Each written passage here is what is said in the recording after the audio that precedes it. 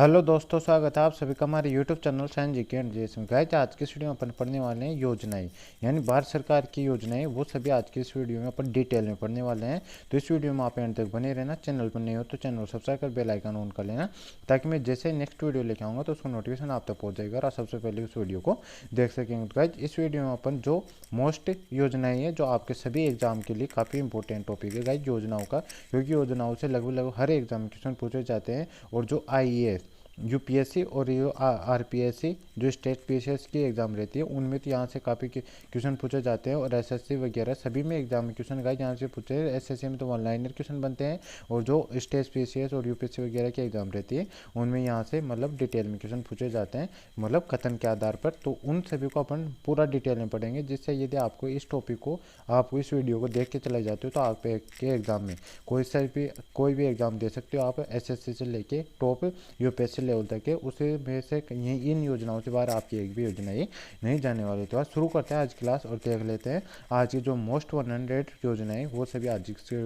Video में अपन cover करने वाले हैं। तो आज मैं आपको सबसे पहले बता देता हूँ कौन कौन सी 100 योजनाएं जो आप सभी को मैं बताने वाला हूं। तो सबसे पहले आती है पीएम जनधन योजना, फिर आती है पीएम उज्ज्वला योजना, फिर आती है पीएम आवास योजना ग्रामीण, फिर आती है भारतमाला परियोजना, फिर प्रोजेक्ट सागरमाला, फिर आती है पीएम फसल बीमा योजना, फिर आती है पीएम किसान सम्मान निधि योजना, फिर आता है स्टार्टअप इंडिया, फिर आता है स्टैंड अप इंडिया, फिर आता है पीएम किसान सम्मान योजना संपदा योजना, फिर आता है पीएम कृषि सिंचाई योजना, फिर आता है मृदा स्वास्थ्य कार्ड, फिर आता है किसान क्रेडिट कार्ड, फिर आता है ऑपरेशन ग्रीन्स, फिर आता है 15 नंबर पीएम किसान मानधन योजना, 16 नंबर पर आता है इनाम, 17 नंबर पर आता है आयुष्मान भारत योजना, फिर आता है राष्ट्रीय स्वास्थ्य मिशन, 19वें नंबर पर आता है जननी सुरक्षा योजना, 20वें नंबर पर आता है राष्ट्रीय पोषण मिशन, 21वें नंबर पर आता है पीएम जीवन ज्योति बीमा योजना, 22वें नंबर पर आता है पीएम सुरक्षा बीमा योजना, 23वें नंबर पर आता है अटल पेंशन योजना, और 24वें नंबर पर आता है पीएम ग्राम सड़क योजना, 25वें नंबर पर आता है सांसद ग्राम योजना, सांसद आदर्श ग्राम योजना, 26वें नंबर पर आता है स्वस्थ भारत मिशन, 27वें नंबर पर आता है स्मार्ट सिटी मिशन, फिर आता है गाइस अपन 28वें नंबर पर मिशन अमृत, ये 28वें नंबर पर आता है। 29वें नंबर पर हृदय योजना, 30वें नंबर पर स्वच्छ भारत शहरी योजना, और फिर 31वें नंबर है पीएम आवास योजना शहरी वाली, फिर आता है 32वें नंबर बेटी बचाओ बेटी पढ़ाओ, 33 नंबर पर सुकन्या समृद्धि योजना, 34वें नंबर सौभाग्य योजना, 35वें नंबर पर कुसुम योजना, 36वें नंबर पर है जवाहरलाल नेहरू राष्ट्रीय सोलर मिशन, 37वें नंबर पर है ग्रिड से जुड़ी रूप टॉप सोलर योजना, 38वें नंबर मेक इन इंडिया, 39वें नंबर पर आकांक्षी जिला कार्यक्रम, 40वें नंबर पीएम स्वनिधि योजना, 41वें नंबर पर जल जीवन मिशन, 42वें नंबर पर है अटल भूजल योजना, 43वें नंबर पर पीएम मत्स्य संपदा योजना, 44वें नंबर पर राष्ट्रीय पाइपलाइन अवसंरचना, 45वें नंबर पर है राष्ट्रीय मौद्रीकरण पाइपलाइन, 46वें नंबर पर है पीएम गति शक्ति योजना, 47वें नंबर पर पीएम गरीब कल्याण अन्न योजना, 48वें नंबर पर स्वामित्व योजना, 39वें नंबर पीएम आशा योजना, 50वें नंबर पर उत्पादन से जुड़ी प्रोत्साहन योजना, 51 नंबर पर नमस्ते योजना, 52 नंबर पीएम आदर्श ग्राम योजना, फिर 53 नंबर पर पीएम श्री स्कूल योजना, 54 नंबर पर पीएम पोषण योजना, 55 नंबर पर आती है अपनी श्री अन्न योजना, 56 नंबर है पीएम दक्ष योजना, फिर आती है एमएस, 57 नंबर पर एमएसएमई प्रतिस्पर्धा योजना, 58 नंबर पर पीएम मित्र पार्क योजना, 59 नंबर पर है पीएम विश्वकर्मा कौशल सम्मान योजना पीएम विकास योजना, 60 नंबर पर श्रेष्ठ योजना, 61 पर है पीएम प्रमाण योजना परिणाम योजना, 62 नंबर मिशन मिस्ती योजना, 63 नंबर पर है अमृत धरोहर योजना, 64 नंबर महिला सम बचत योजना, 65वें नंबर पीएम कौशल विकास योजना, 66 नंबर पीएम पीवीटीजी योजना, 67वें नंबर भारत श्री योजना, 68 नंबर पर है राष्ट्रीय हरित हाइड्रोजन मिशन, 69वें नंबर पर है इस सिकल सेल एनीमिया उन्मूलन योजना, 70 नंबर कृषि वर्धक निधि, और 71 नंबर पर आती है एकता मोल योजना, फिर 72 नंबर पर आकांक्षी ब्लॉक कार्यक्रम, 73 नंबर पर कृषि उड़ान योजना, 74 नंबर पर मिशन अमृत धरोहर, 75 नंबर पर फेम इंडिया, 76 नंबर पर राष्ट्रीय ग्राम स्वराज अभियान, 77 नंबर पर प्रधानमंत्री श्रम योगी मानधन योजना, 78 नंबर पर पीएम वय वंदना योजना, 79 नंबर पर मिशन कर्मयोगी, 80 नंबर पर खाद्य तेलों पर राष्ट्रीय मिशन ऑयल पाम, यह मतलब 80 नंबर पर योजना अपनी आती है। फिर आती है 81 नंबर पर पीएम रोजगार प्रोत्साहन योजना। 82 नंबर पर है वाइब्रेंट विलेज प्रोग्राम। 83 नंबर पर प्रधानमंत्री लघु व्यापारी मानधन योजना। 84 नंबर पर Ayushman Bharat digital health mission. 85 number पर स्टार्स योजना। 86 नंबर पीएम वाणी योजना। 87 नंबर पर है निपुण भारत योजना और 88 नंबर पर रैंप योजना और 89 नंबर पर है श्रेयस योजना और 90 नंबर पर है पीएम मातृ वंदना योजना। 91 नंबर पर जल जीवन मिशन शहरी वाला। 92 नंबर पर पीएम डिवाइन योजना। 93 नंबर पर स्वनिधि से समृद्धि योजना और 94 नंबर पर दीनदयाल अंत्योदय योजना यानी राष्ट्रीय ग्रामीण आजीविका मिशन। 95 नंबर पर आता है Shyama Prasad Ruben mission. 96 number पर आता है आयुष्मान सहकार योजना। 97 नंबर पर शून्य दोष शून्य प्रभाव योजना। 98 नंबर पर कृषि अवसंरचना निधि और 99 नंबर पर है लखपति दीदी योजना और 100 नंबर पर है मतलब पोर्टल समाधान चैंपियन उद्यम रैंप और ई श्रम। तो गाइस ये 100 योजनाएं जो भारत सरकार के द्वारा चलाई गई है मोस्ट इंपॉर्टेंट, और इन सभी को अपन ये मैंने सिर्फ इनका टाइटल बताया। अब इनको अपन डिटेल में पढ़ने वाले ए टू जेड इनके पूरे टॉपिक मतलब पूरा डिटेल में इसको पढ़ने वाले। जैसे अपनी प्रथम योजना है जो प्रधानमंत्री जन धन योजना है, इसको देखो ये प्रारंभ कब हुई थी, इसका विभाग क्या है, इसका उद्देश्य क्या है, लाभ क्या है, किस प्रकार इसका मतलब पूरा इसको डिटेल में पढ़ने वाले हैं। मतलब इतने सारे पॉइंटों को अपन इसमें कवर करने वाले हैं। तो गाइस वीडियो में एंड तक बने रहना और जो दिल से सच्चे से मन से जो पढ़ना चाहता है वो इस वीडियो को देखना और एंड तक देखना। गाइस जो भी स्टार्ट कर दिया है इस वीडियो को वो उसको एंड तक देखना है ताकि सभी योजनाएं आपको अच्छे से याद हो जाए। और मैंने सभी का पॉइंट टू पॉइंट लिया है, मतलब जो शानदार पीडीएफ तैयार किया गया है इसका, तो आप इसको मतलब एंड तक देखना, आपको अच्छे से समझ में आ जाएगी पूरी योजनाएं। तो बस शुरू करते हैं अब योजनाओं को डिटेल में पढ़ने के लिए। तो फर्स्ट योजना अपने प्रधानमंत्री जनधन योजना, इसका प्रारंभ 28 अगस्त 2014 किया गया था। विभाग की बात करें तो वित्त मंत्रालय इसका विभाग है। वित्तीय सेवा विभाग का उद्देश्य क्या है, इसका वित्तीय समावेशन को बढ़ावा देने यानी प्रत्येक परिवार से एक न्यूनतम बैंक खाता इसमें खोलना था और इसका वंचित वर्ग को मूलभूत बैंक की सुविधाएं प्रदान करने का इसका उद्देश्य था। लाभ की बात करें इसमें जमा धन पर ब्याज मतलब जो अपन इकट्ठा करते हैं जो पैसा बचा के रखते हैं उस पर ब्याज देना इसका लाभ है। और मुफ्त दुर्घटना बीमा दे रखे इसमें 2 लाख रुपए तक की और सामान्य बीमा यानी 30,000 रुपये तक का इसमें सामान्य बीमा है। और ओवरड्राफ्ट यानी 10,000 रुपये तक का इसमें ओवरड्राफ्ट है। और रुपये डेबिट कार्ड दिया जाता है इसे ताकि मतलब एटीएम की सुविधा भी इसमें ली जा सके। और अब तक 50 करोड़ खाते इसमें खोले जा चुके हैं, तो ये फैक्ट आपको ध्यान रखने। इस बात आता है सेकंड प्रधानमंत्री उज्ज्वला योजना, इसका शुरुआत किया गया था 1 मई 2016 को बलिया यूपी से यानी उत्तर प्रदेश से। और इसका लक्ष्य था 2020 तक 8 करोड़ वंचित परिवारों को निःशुल्क एलपीजी कनेक्शन यानी गैस का कनेक्शन देना इसका उद्देश्य था। और इसका मंत्रालय कौन है, पेट्रोलियम व प्राकृतिक गैस मंत्रालय है। इसकी टैगलाइन की बात करें तो स्वच्छ ईंधन बेहतर जीवन इसका टैगलाइन है। और इसकी विशेषता की बात करें तो प्रत्येक परिवार को 1600 रुपए की वित्तीय सहायता इसकी देना इसका विशेषता है, ये भी आपको बताना है। पात्रता की लिस्ट में बात करें तो निम्नलिखित श्रेणियों से संबंधित केवल वयस्क महिला वंचित परिवार के अंत्योदय परिवार चाय बागानों के श्रमिक SC ST परिवार द्वितीय DPA लोग पीएम आवास योजना ग्रामीण अति पिछड़ा वर्ग वन निवासी ये सभी लोग इसके लिए पात्र हैं। और PMUY सेकंड मतलब इसका सेकंड चरण स्टार्ट किया गया था वो अगस्त 2021 को शुभारंभ किया गया था महोबा यूपी से, ये भी आपको ध्यान रखना। और जिसमें 1.6 करोड़ और अतिरिक्त परिवारों को एलपीजी कनेक्शन प्रवासियों को तरजीह है जो अन्य राज्यों में रहते हैं वह पते का प्रमाण देने में असमर्थ है, सेल्फ डिक्लेरेशन की व्यवस्था की गई थी इनके द्वारा। और ये इसमें 1.6 करोड़ लोगों को मतलब इसके द्वितीय चरण में और एलपीजी गैस कनेक्शन उपलब्ध करवाए। ये थर्ड अपनी योजना आती है प्रधानमंत्री ग्रामीण आवास योजना, इसकी बात करें तो यह इसके स्टार्ट किया गया था 20 नवंबर 2016 को आगरा से। और इसमें इंदिरा आवास योजना यानी IAY का पुनर्गठित स्वरूप है ये। और ये 1 अप्रैल 2016 से ये योजना मतलब चली थी, ये भी आपको ध्यान रखना है। मतलब इंदिरा आवास योजना का ही पुनर्गठित रूप है प्रधानमंत्री ग्रामीण आवास योजना। इसकी बात करें तो इसमें मंत्रालय कौन सा, ग्रामीण विकास मंत्रालय है। इसका उद्देश्य 2024 तक सभी के लिए आवास यानी 2.95 करोड़ घर बनाने का लक्ष्य है इसमें। जिसमें मतलब जो घर बनाने में असमर्थ हो उनको मतलब वो घर बनाने के लिए कुछ राशि उपलब्ध करवाई जाती है इसमें, तो ये इसका उद्देश्य है। इसमें लाभार्थी की बात करें 2011 की आर्थिक सामाजिक जनगणना के माध्यम से SC ST ST/SC मुक्त, बंधुआ मजदूर, विधवा, शहीद के परिजन, दिव्यांग, अल्पसंख्यक, इन सभी को इसके लाभार्थी हैं। और लागत की बात करें तो केंद्र द्वारा और राज्य द्वारा मतलब 60 और 40% की भागीदारी से मैदानी क्षेत्र में, और जो पहाड़ी क्षेत्र से 90-10 की मतलब भागीदारी मतलब 90% जो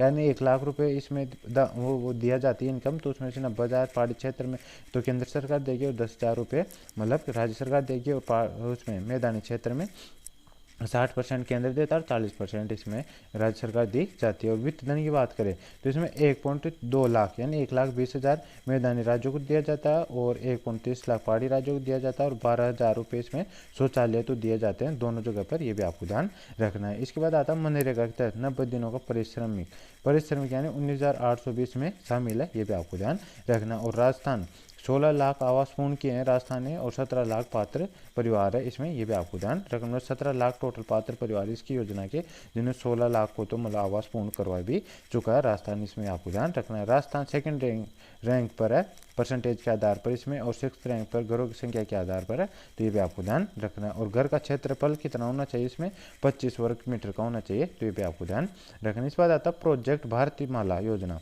इसकी बात करें तो ये सड़क और राजमार्ग की अम्ब्रेला परियोजना है, और सड़क की लंबाई इसमें 34,800 किमी प्रथम चरण में पूरी की गई है, और 24,800 किमी प्लस 10,000 किमी यानी NHDP के तहत इसमें जारी है। और 2017-18 से 2021-22 तक इसमें 5 साल प्रथम चरण में लगे हैं, मतलब 2017-18 से 2021-22 तक। और बजट में इसमें कितना 5.35 लाख करोड़ का इसमें बजट पास किया गया है। और द्वितीय चरण में इसमें 48,877 किमी सड़क प्रस्तावित है, मतलब बनाई जानी प्रस्तावित है। इसके बाद आता है प्रोजेक्ट सागरमाला। इसकी बात करते हैं 2016-2025 तक ही चलने वाली है, और इसका उद्देश्य है बंदरगाहों का आधुनिकीकरण करना, नए बंदरगाहों का निर्माण करना, पोर्ट कनेक्टिविटी में वृद्धि करना, पोर्ट लिंक्ड औद्योगिकरण मंत्रालय, जहाज रानी मंत्रालय के द्वारा इसको चलाया गया है। और इसमें 12 प्रमुख बंदरगाह सागरद्वीप जो पश्चिम बंगाल में है, शिखरजी तमिलनाडु वाला, कन्याकुमारी तमिलनाडु वाला, वृंदावन महाराष्ट्र वाला, वेलिकाटी कर्नाटक वाला, और इसमें 14 CEG यानी कोस्टल इकोनॉमिक जोन स्थापित करना है। बजट की बात करते हैं इसमें 8.37 लाख करोड़ का इसमें बजट है, और कुल 577 इसमें प्रोजेक्ट है। और SDCL Sagarmala development company limited की स्थापना जो परियोजनाओं को क्रियान्वित करेगी, इसका भागीदारी इसमें लेना है, ये भी आपको ध्यान रखने। इस बाद आता है 6ठे नंबर पर अपनी योजना आती है प्रधानमंत्री फसल बीमा योजना। इसकी घोषणा की गई थी 13 फरवरी 2016 को, और इसका प्रारंभ 18 फरवरी 2016 को सीहोर MP यानी मध्य प्रदेश से किया गया था। और मंत्रालय की बात करें तो कृषि एवं किसान कल्याण मंत्रालय इसका मंत्रालय होने वाला है। और इसका उद्देश्य की बात करें तो प्राकृतिक आपदा, कीट रोगों की स्थिति में कृषकों को बीमा कवरेज व आर्थिक सहायता, दायरा खाद्य तिलहनी बागवानी फसलें, मतलब इसका दायरा तिलहनी खाद्य फसलें और तिलहनी और बागवानी फसलें इसके अंतर्गत आती है। बीमा किस्त की बात करें तो रबी में 1.5% है, और खरीफ फसल का 2% इसमें मतलब बीमा किस्त होती है। मतलब जितने की फसल होती है ना उसका 1% इसमें, जितने बोई जाती है फसल उसका 1.5% इसमें दिया जाता है, और खरीफ फसल का 2% इसमें बीमा किस्त ली जाती है। और वाणिज्य बागवानी या वाणिज्य फसल का 5% इसमें किसान द्वारा जमा करवाया जाता है। इसमें एक राज्य एक बीमा कंपनी होगी इसके तहत, और प्रीमियम का भुगतान मतलब केंद्र और राज्य मतलब जो बीमा की राशि दिया जाएगा वो मैदानी राज्यों में 50% दिया जाएगा केंद्र और राज्य द्वारा, पूर्वोत्तर राज्यों में यहाँ पे 90 और 10% का है, ये भी आपको ध्यान रखना। और 2020 से राज्य हेतु स्वैच्छिक है, मतलब किसी भी राज्य द्वारा स्वैच्छिक रूप से इसको स्वीकार किया जा सकता है, और रिमोट सेंसिंग से इसकी निगरानी की जाएगी ड्रोन वगैरह से। और टैगलाइन इसमें मेरी पॉलिसी मेरे हाथ इसकी टैगलाइन है, ये भी आपको ध्यान रखना है। इस बात आती है अपनी 7वें नंबर पर प्रधानमंत्री किसान सम्मान निधि योजना।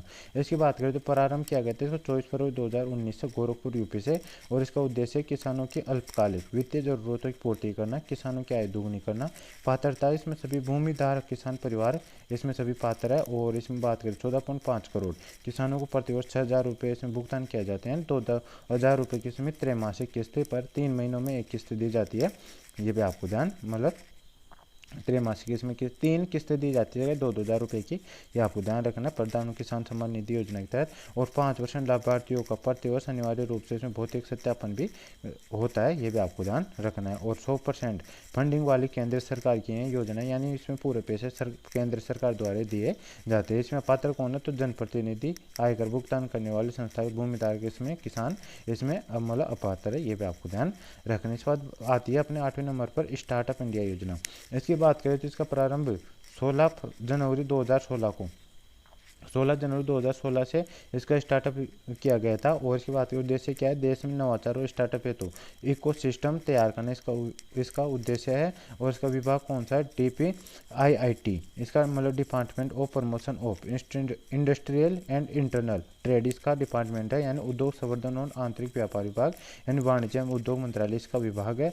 और इसकी विशेषताएं क्या है, तो इसमें स्टार्टअप है तो 100 प्रमाणन सुविधा देना, 3 सालों तक टैक्स में छूट, 3 सालों तक CGTN पूंजी वर्गीकरण नहीं, और श्रम व पर्यावरण संबंधी 9 कानूनों से छूट, पेटेंट फीस में 80% कमी, 90 दिनों में कारोबार बंद करने के प्रावधान। और इसमें बात करें पुरानी स्थापित कंपनी स्टार्टअप के फायदे, चाहे तो इसमें मुख्यालय भारत में होना चाहिए उसका, और 10 वर्ष पुरानी हो, और सालाना टर्न और उसका 100 करोड़ से कम हो, तो तब वो भी इस योजना का लाभ ले सकते हैं। और इसमें स्टार्टअप इंडिया सीड फंड की बात करें तो इसकी स्कीम की बात करें, इसमें बजट 945 करोड़ रुपए का है, 2021 से 2025 तक ये चलने वाली है। और इसमें प्रोटोटाइप उत्पाद परीक्षण हेतु वित्तीय सहायता दी जाती है, और 3 वर्षों के हेतु 5 करोड़ रुपए का अनुदान इसमें दिया जाता है, और 5 करोड़ रुपए तक अनुदान इसमें दिया जा सकता है।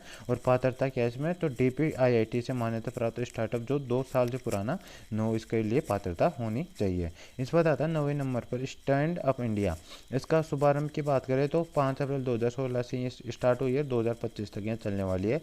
इसका उद्देश्य महिला व ST/SC वर्गों के बीच उद्यमशीलता को बढ़ावा देना, यानी ग्रीनफील्ड उद्यम, नए उद्यम को बढ़ावा इसका देना इसका उद्देश्य है। और उम्र की बात करें तो 18 साल से अधिक का कोई भी व्यक्ति इसमें पात्र है। और प्रावधान देश की बात करें, प्रावधान देश का प्रत्येक वाणिज्य बैंक बैंक 2 लोन देगा, एक तो SC/ST वर्ग को और एक महिलाओं को इसमें 2 लोन दी जाती है। और इसमें गैर कृषि क्षेत्र है तो लोन की बात करें 10 लाख रुपए से 1 करोड़ रुपए तक 7 साल में चुकाना होता है इसको, मतलब 7 साल के लोन दिया जा सकता है इसमें 10 लाख रुपए से लेके 1 करोड़ रुपए तक की। और इसमें बात करें संस्था भी ऋण ले सकती है, लेकिन 51% शेयर धारण SC/ST व महिलाओं के पास इसके होने चाहिए। और इसमें परिवर्तन की बात की, कृषि से संबंधित गतिविधियों को योजना में शामिल है। ऋण मार्जिन राशि 25% घटाकर 15% किया गया है, ये भी आपको ध्यान रखना है। 10वें नंबर पर आती है अपनी प्रधानमंत्री किसान संपदा योजना।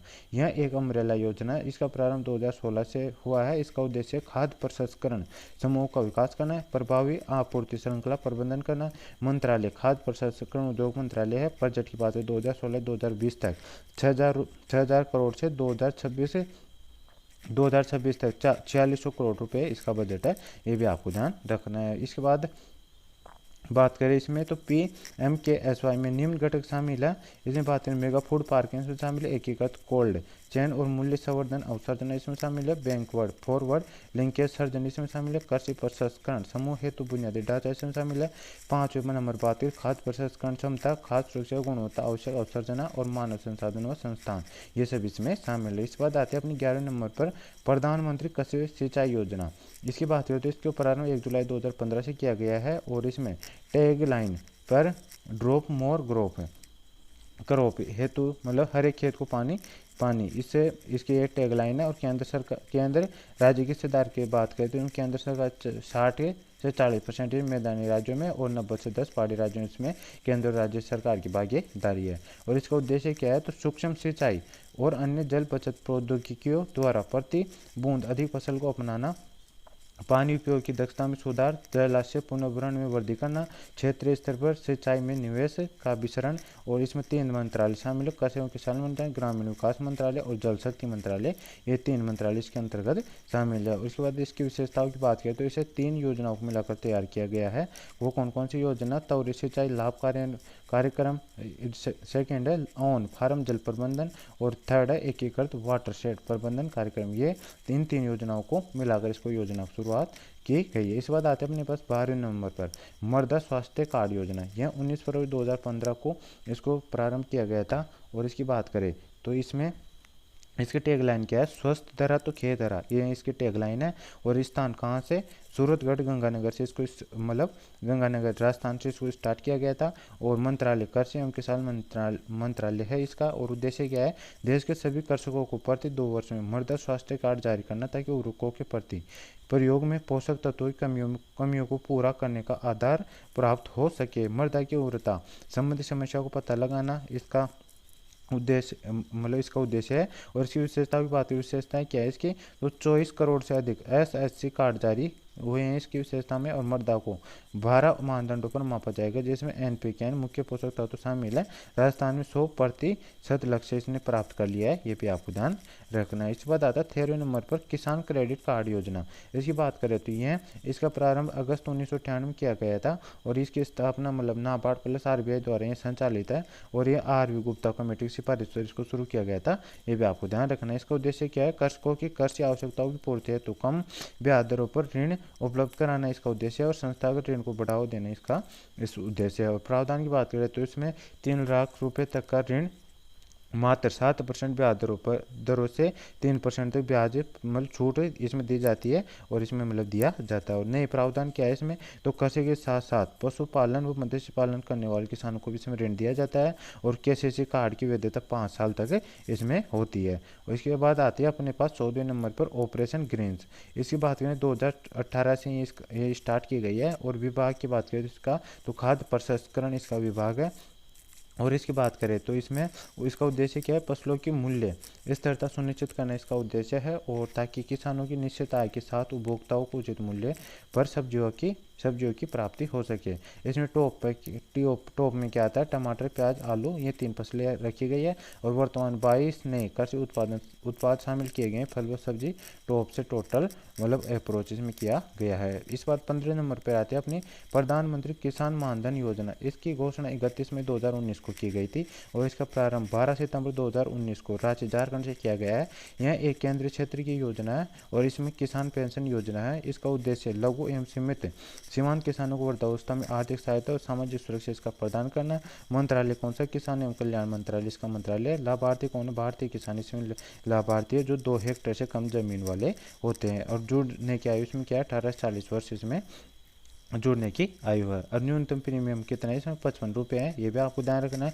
और अधिकतम प्रीमियम कितना, 200 रुपये, ये भी आपको ध्यान रखना है। और 60 वर्ष पूर्ण होने पर अधिकतम 3000 रुपये की मासिक पेंशन इसमें दी जाती है, तो इफेक्ट आपको ध्यान रखना है। इस बाद आता है 16 नंबर पर राष्ट्रीय कृषि बाजार। इसकी बात करें तो इसके ऑनलाइन पोर्टल को ई नाम से जाना जाता है। यह केंद्र क्षेत्र की योजना है, Akhil Bharatiya electronic trading portal है। प्रारंभ की बात करें 14 अप्रैल 2016 से इसको प्रारंभ किया गया। इसका उद्देश्य कृषि उत्पादों की बिक्री तथा बाजारों तक पहुंच के विकल्पों में वृद्धि करना इसका उद्देश्य है, और कृषि विपणन प्रणालियों को किसान हेतु पारदर्शी व सरल बनाना इसका उद्देश्य है। अभी तक 1.70 करोड़ से अधिक किसानों ने इसमें पंजीकरण करवाया है, ये फैक्ट आपको ध्यान रखना है। इस बाद आती है इसकी विशेषताएं, एक देश एक बाजार की इसमें सुविधा दी जाती है। इसमें APMC एक्ट में सुधार कर एक दूसरे राज्यों के बीच कृषि विपणन संभव, पूरे राज्य है तो एक ही लाइसेंस, किसानों को सीधे अकाउंट में भुगतान करना, बिचौलिए की भूमि का खत्म करना, 1361 से अधिक में मंडियों पंजीकृत यानी राजस्थान की 145 मंडियाँ इसमें शामिल है। और एजेंसियाँ SFAC small farmers agri business consortium द्वारा ये नाम को लागू किया गया है। इसके बाद बात करें तो 17वें नंबर पर आती है अपनी आयुष्मान भारत योजना। इसकी घोषणा फरवरी 2018 में की गई थी। इसका प्रारंभ 28 सितंबर 2018 रांची से किया गया है। मंत्रालय कौन सा, स्वास्थ्य एवं परिवार कल्याण मंत्रालय इसका मंत्रालय। उद्देश्य शहरी और ग्रामीण क्षेत्रों में मजबूत सार्वजनिक स्वास्थ्य ढांचा विकसित करना। और दूसरा पॉइंट आता है इसमें सार्वभौमिक स्वास्थ्य कवरेज प्राप्त करना इसका उद्देश्य है। इसमें लाभार्थी कौन है, BPL परिवार, असंगठित क्षेत्र के कामगार इसके लाभार्थी है।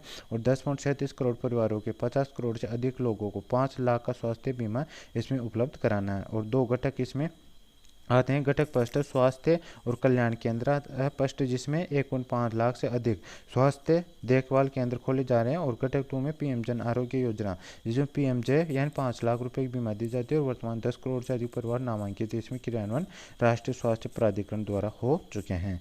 फिर आते हैं 18वें नंबर पर अपनी योजना आती है राष्ट्रीय स्वास्थ्य मिशन NHM यानी नेशनल हेल्थ मिशन। इसकी बात करें तो इसकी शुरुआत 2013 में की गई थी। इसका उद्देश्य शहरी एवं ग्रामीण क्षेत्र में स्वास्थ्य प्रणाली मजबूत करना, और NMMR को घटाकर यानी एक एक 1000 रुपये प्रति एक जीवित जन्म लाना, इसका मतलब यह है, ये भी उद्देश्य है, ये भी आपको ध्यान करना। मतलब जीवित बच्चों की जन्म दर को मतलब जो 1000 बच्चों पर एक प्रति जीवित जन्म, मतलब 1000 पर एक बच्चा ही मरना चाहिए इसमें, मतलब कम से कम मतलब बच्चों की मृत्यु इसका उद्देश्य है, ये भी आपको ध्यान रखना है। उसकी बात करें तो नेक्स्ट इसमें पॉइंट आता है अपने पास IMR को घटाकर 25 प्रति जीवित जन्म लाना है और प्रजनन दर 2.1 तक लाना है। और संचार एवं गैर संचार रोगों की रोकथाम में रोकथाम एवं नियंत्रण करना इसका उद्देश्य है। ये भी आपको ध्यान रखना है। इसके बाद आता है जननी सुरक्षा योजना, नवी 19वीं योजना अपनी जननी सुरक्षा योजना। इसका प्रारंभ 12 अप्रैल 2005 से किया गया है।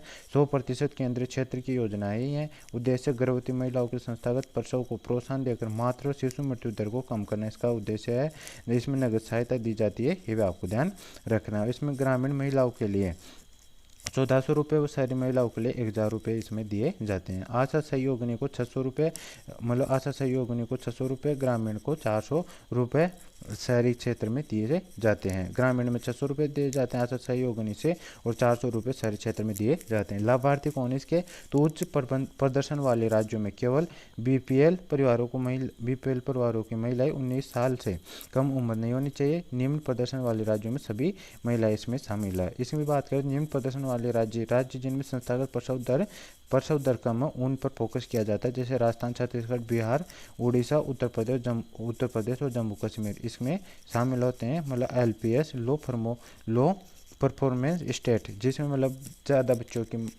जीवित बच्चे जन्म नहीं ले पाते हैं उनको लो परफॉर्मेंस वाले निम्न प्रदर्शन वाले राज्य कहा जाता है, जिनमें ये राजस्थान, छत्तीसगढ़, बिहार, उड़ीसा, उत्तर प्रदेश, जम्मू कश्मीर शामिल है। इस बात आते हैं अपने पास विश्व परंपराती योजना राष्ट्रीय पोषण मिशन। इसका प्रारंभ 8 मार्च 2018 किया गया था। स्थान कहाँ से शुरू किए गए थे, झुंझुनू राजस्थान से ये शुरू की गई है।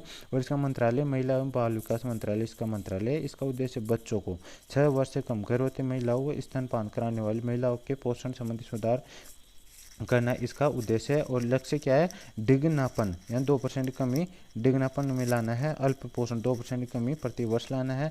जन्म के समय कम वजन 2% की कमी प्रति वर्ष इसमें लाना है। और रक्तलात्व यानी खून की कमी 3% की कमी प्रति वर्ष इसमें लाने इसका लक्ष्य है। और प्रति वर्ष सितंबर माह को राष्ट्रीय पोषण माह के रूप में मनाया जाता है, ये भी आपको ध्यान रखना है। इस बाद आता है 21 नंबर पर अपनी योजना आती है प्रधानमंत्री जीवन ज्योति बीमा योजना। इसका प्रारंभ 9 मई 2015 को हुआ था और यह 1 वर्षीय जीवन बीमा योजना है। लाभार्थी की बात करें तो 18 से 50 वर्ष के व्यक्ति इसके लाभार्थी हो सकते हैं। पॉलिसी धारक की 18 से 50 वर्ष की उम्र के बीच मृत्यु हो जाने पर योजना के तहत पॉलिसी धारक के परिवार को 2 लाख रुपए इसमें दिए जाते हैं। मंत्रालय की बात करें, वित्त मंत्रालय इसका मंत्रालय है। अंशदान की बात करें तो 437 रुपये प्रति वर्ष इसमें दिए जाते हैं। बीमा राशि बात करें 2 लाख रुपये इसमें बीमा राशि है।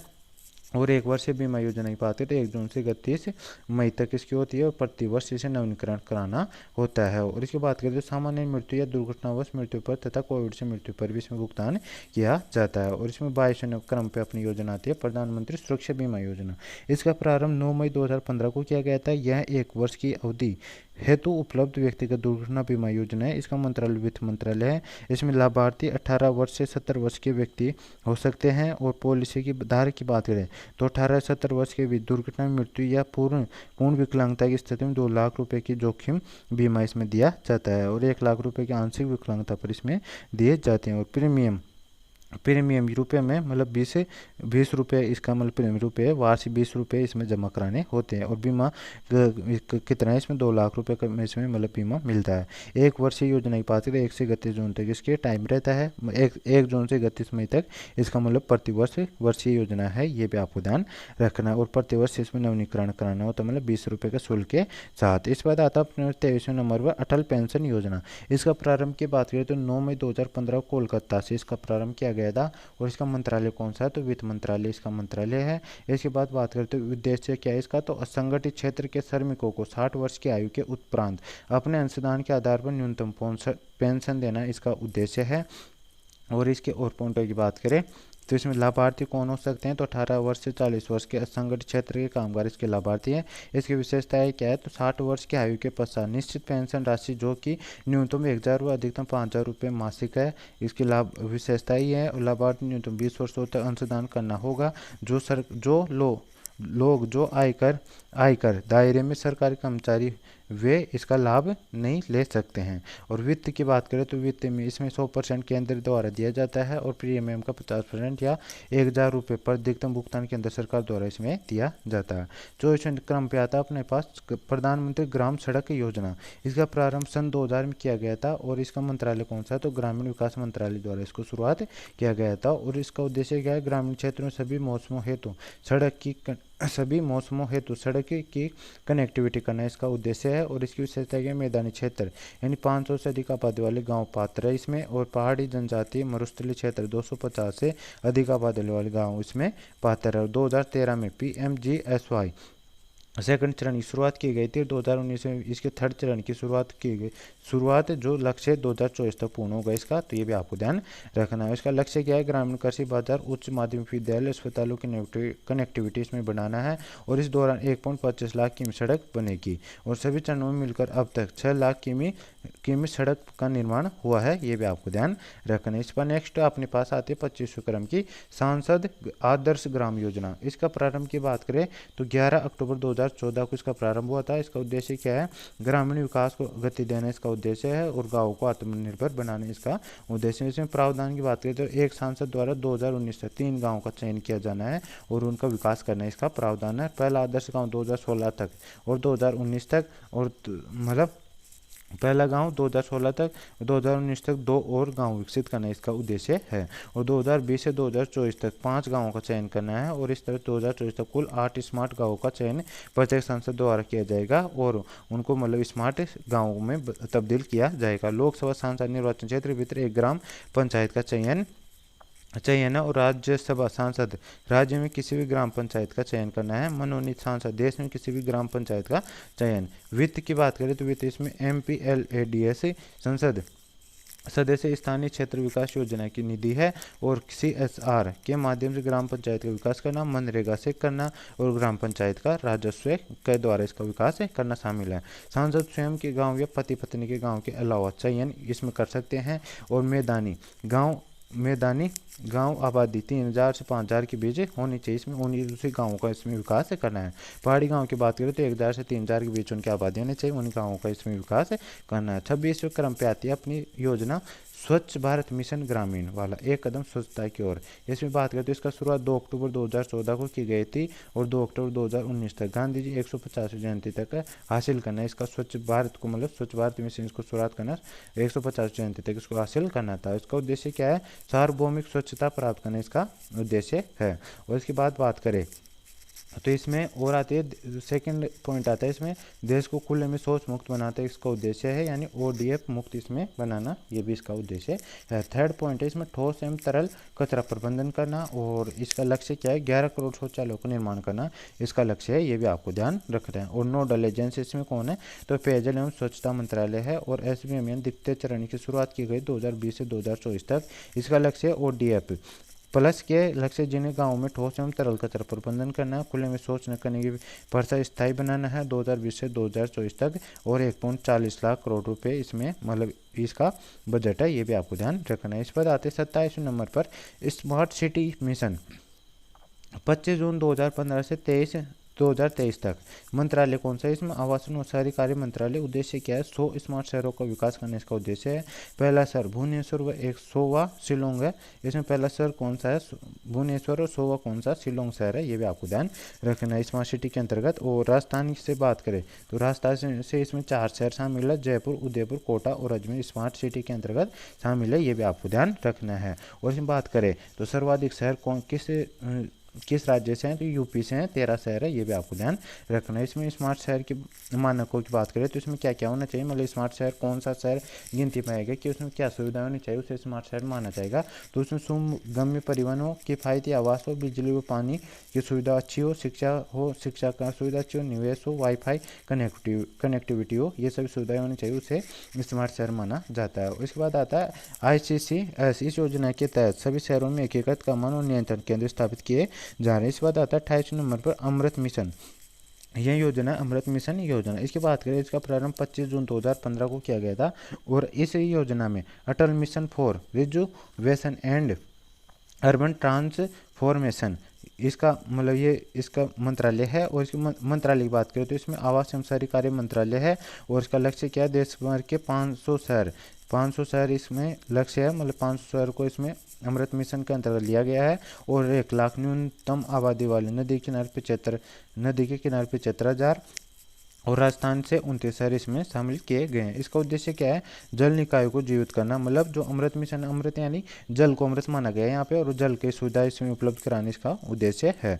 और इसमें मतलब राजस्थान से 29 शहर लिए गए हैं और इसमें जल निकायों को जीवित करना, जो बंद हो चुके हैं जल निकाय उनको जीवित करना, यानी उनको दोबारा पुनर्जीवित उनको करना, उनका रिनोवेशन करना इसका उद्देश्य है। हर घर में पानी की सुनिश्चित आपूर्ति करना, 100% सीवरेज कवरेज करना और हरियाली विकसित करने में पार्कों का सौंदर्यीकरण करना इसका उद्देश्य। अमृत 2.0 योजना की बात करें तो यह 1 अक्टूबर 2021 से 2026 तक शुरू किया गया है और 4700 शहरी निकायों में पानी की आपूर्ति 100% तक सुनिश्चित करना इसका उद्देश्य है। ये भी आपको ध्यान रखना है। इस बार आता है 29वें नंबर पर हृदय योजना।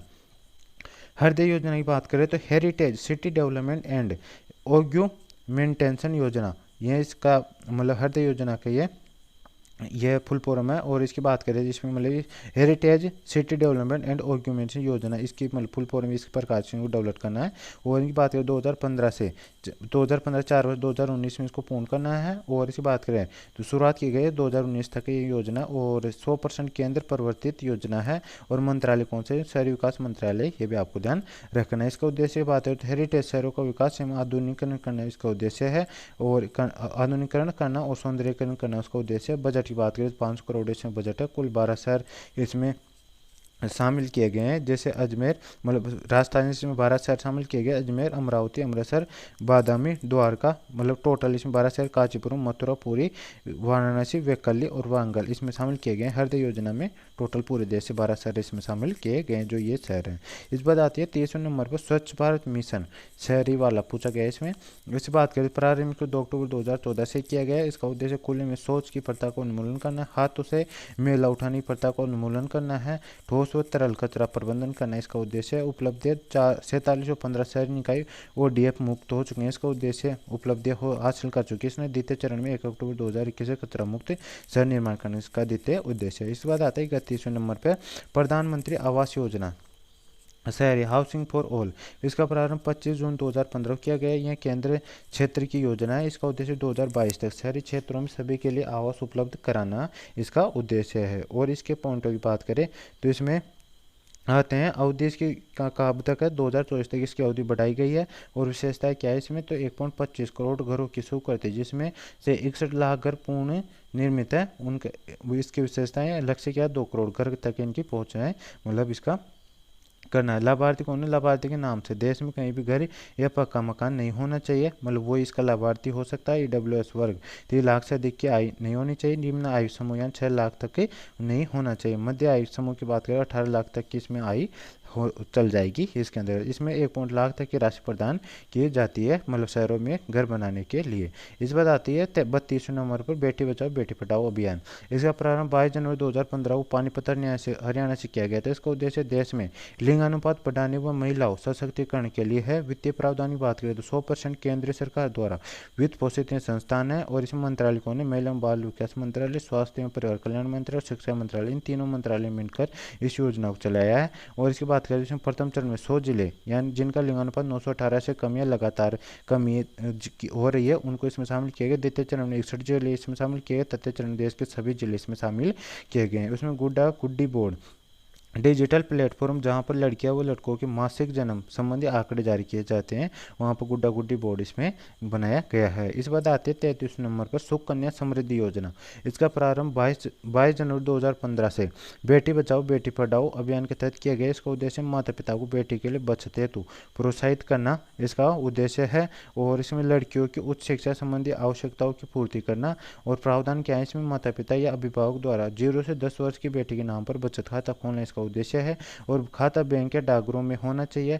न्यूनतम जमा राशि 250 व अधिकतम जमा राशि 1.50 लाख एक वित्तीय वर्ष में इसमें जमा करा सकते हैं। मतलब न्यूनतम 250 रुपये तो इसमें जमा कराने हैं और अधिकतम 1.50 लाख 1.5 लाख रुपये इसमें जमा करा सकते हैं। और 18 वर्ष पूर्ण होने पर उच्च शिक्षा हेतु 50% राशि निकालने का इसमें विकल्प होना चाहिए। और योजना में 15 वर्ष की अवधि तक जमा किया जा सकता है। हालांकि योजना 21 वर्ष के बाद मैच्योर होती है। इसके बाद आती है अपनी 34 नंबर प्रधानमंत्री सहज बिजली हर घर योजना।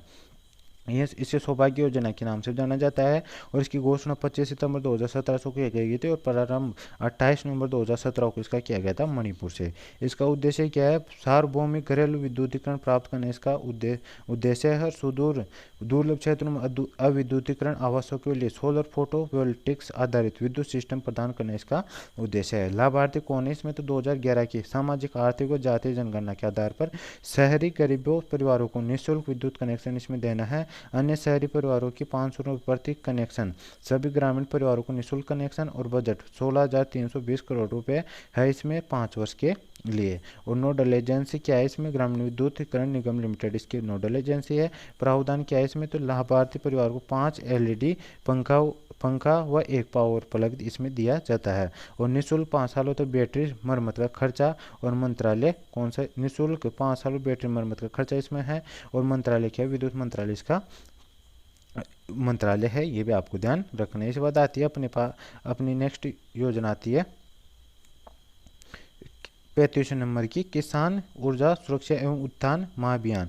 इस योजना की बात करें तो इस योजना कुसुम योजना के नाम से जाना जाता है और इसका प्रारंभ 8 मार्च 2019 से किया गया था और यह 2026 तक 31 मार्च 2026 तक चलने वाली योजना है। इसका उद्देश्य किसानों को अतिरिक्त आय प्रदान करने के उद्देश्य से सौर कृषि जल पंपों का प्रयोग करने व सौर ऊर्जा उत्पादन हेतु बंजर भूमि का प्रयोग करने हेतु इसका उपयोग करना है। और मंत्रालय क्या है इसका? नवीन व नवीनीकरण ऊर्जा मंत्रालय इसका मंत्रालय है।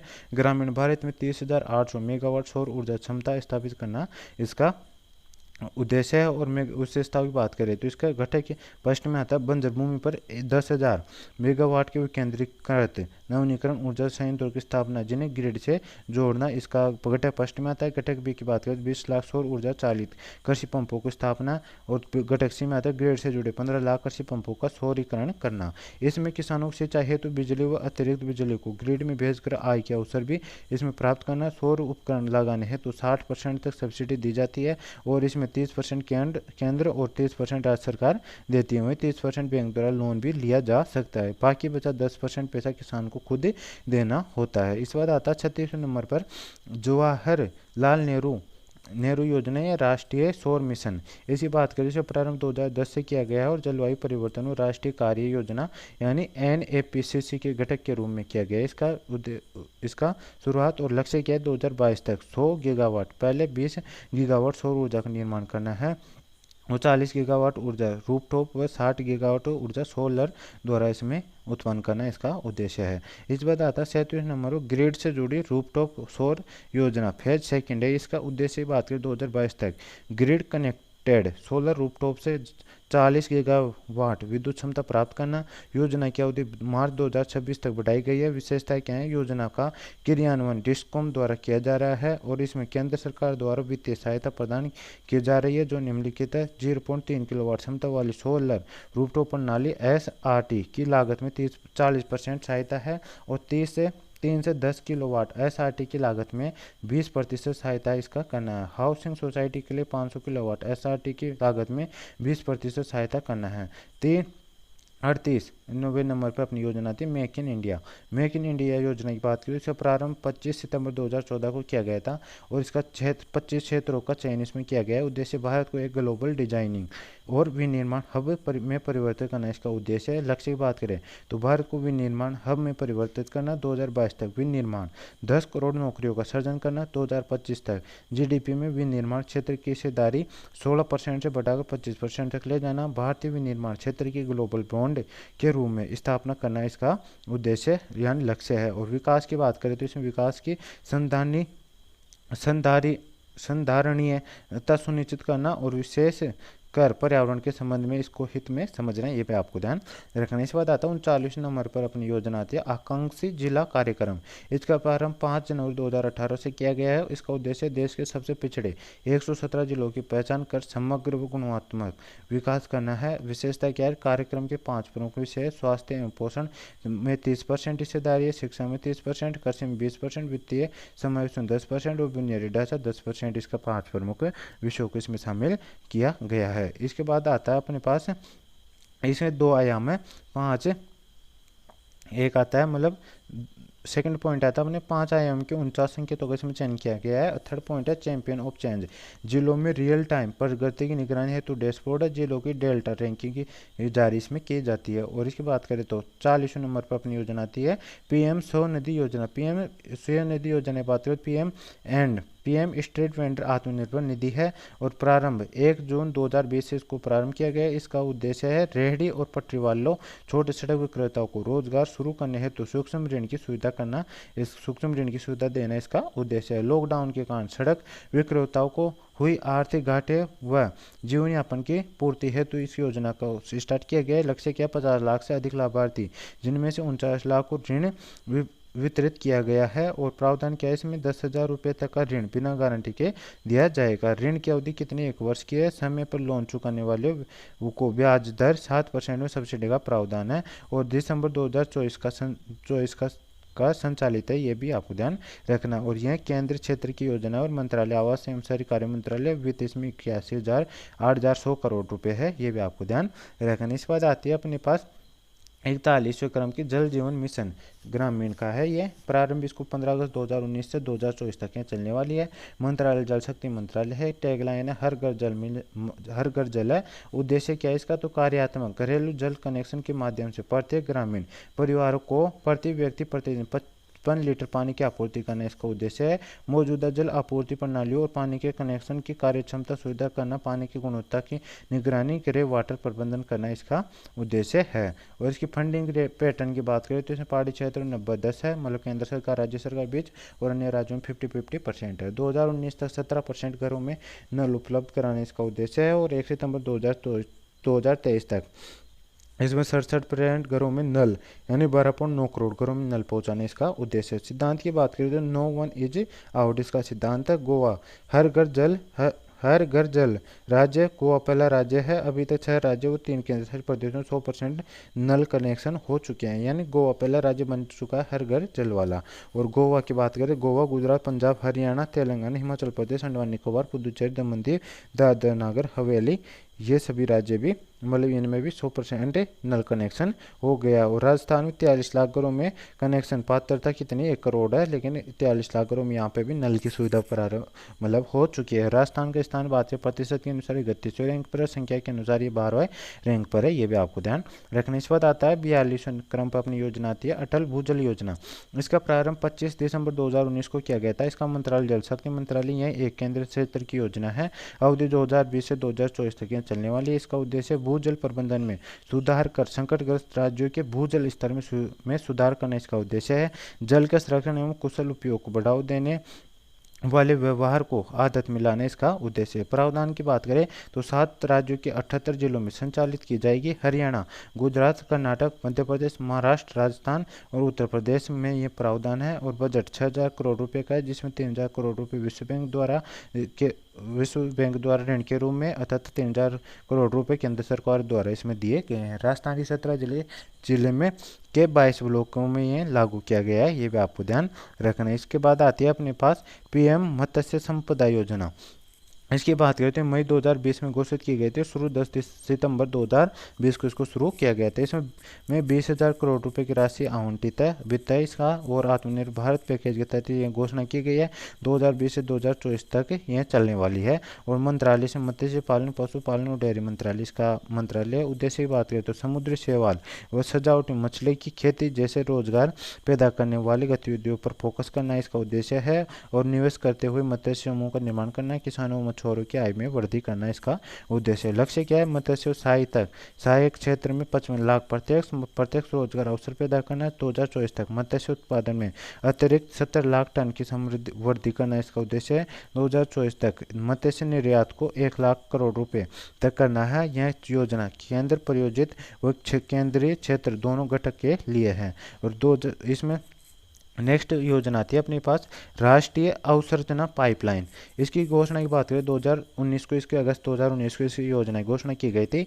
इसकी अवधि 2020 से 2025 तक चलने वाली प्रोजेक्ट में कुल 8,964 परियोजनाएं शामिल है। लागत 111 लाख करोड़ रुपए की है, जिसमें से मतलब अभी क्रियान्वित लागत 108 लाख करोड़ है, ये भी आपको ध्यान रखना है। इसके बाद बात करें तो उद्देश्य क्या है इसका, तो 5 ट्रिलियन डॉलर की अर्थव्यवस्था बनाने का विकास स्तर को बनाए रखने के उद्देश्य उद्देश्य के से अर्थव्यवस्था में प्रतिस्पर्धा ड्राइव पैदा करना है। इसका उद्देश्य है बेहतर रोजगार के अवसर पैदा करना और पूंजीगत व्यय को बढ़ावा देना। इसका उद्देश्य और व्यवसाय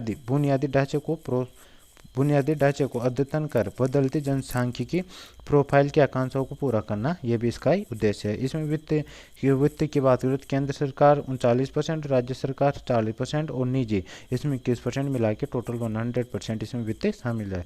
टॉप 4 क्षेत्र इसमें ऊर्जा 24%, रोड 18%, शहरी अवसंरचना 17% और रेलवे 12% इसमें शामिल है। इसमें 100 करोड़ रुपए से अधिक लागत वाली सभी ब्राउन फील्ड व ग्रीन फील्ड परियोजनाएं शामिल है और अतुल चक्रवर्ती टास्क फोर्स की सिफारिश पर इसको चालू किया गया है। इस बात आती है अपने पास 45वें क्रम पे राष्ट्रीय मौद्रीकरण पाइपलाइन। इसके प्रारंभ की बात करें तो 23 अगस्त 2021 से इसका प्रारंभ किया गया है और इसका क्रियान्वयन नीति आयोग के द्वारा किया जा रहा है। और इसकी बात करें नीति आयोग के द्वारा इसका कार्यान्वयन किया जा रहा है। और परिचय की बात करें वर्ष 2022 से 2025 तक 4 साल की अवधि में केंद्र सरकार की मुख्य परिसंपत्तियों को पट्टे पर देकर 6 लाख करोड़ रुपए की मुद्रीकरण क्षमता का प्रयोग करना इसका मतलब परिचय है। और इसकी बात करें तो इसमें मतलब उद्देश्य क्या है तो इसके उद्देश्य है सार्वजनिक परिसंपत्तियों के माध्यम से अवसंरचना पाइपलाइन हेतु वित्त पोषण, निजी क्षेत्र को प्रोत्साहन, रोजगार अवसर सृजित करना इसका उद्देश्य है। इसमें मुख्य मुद्दे क्या थे, ब्राउनफील्ड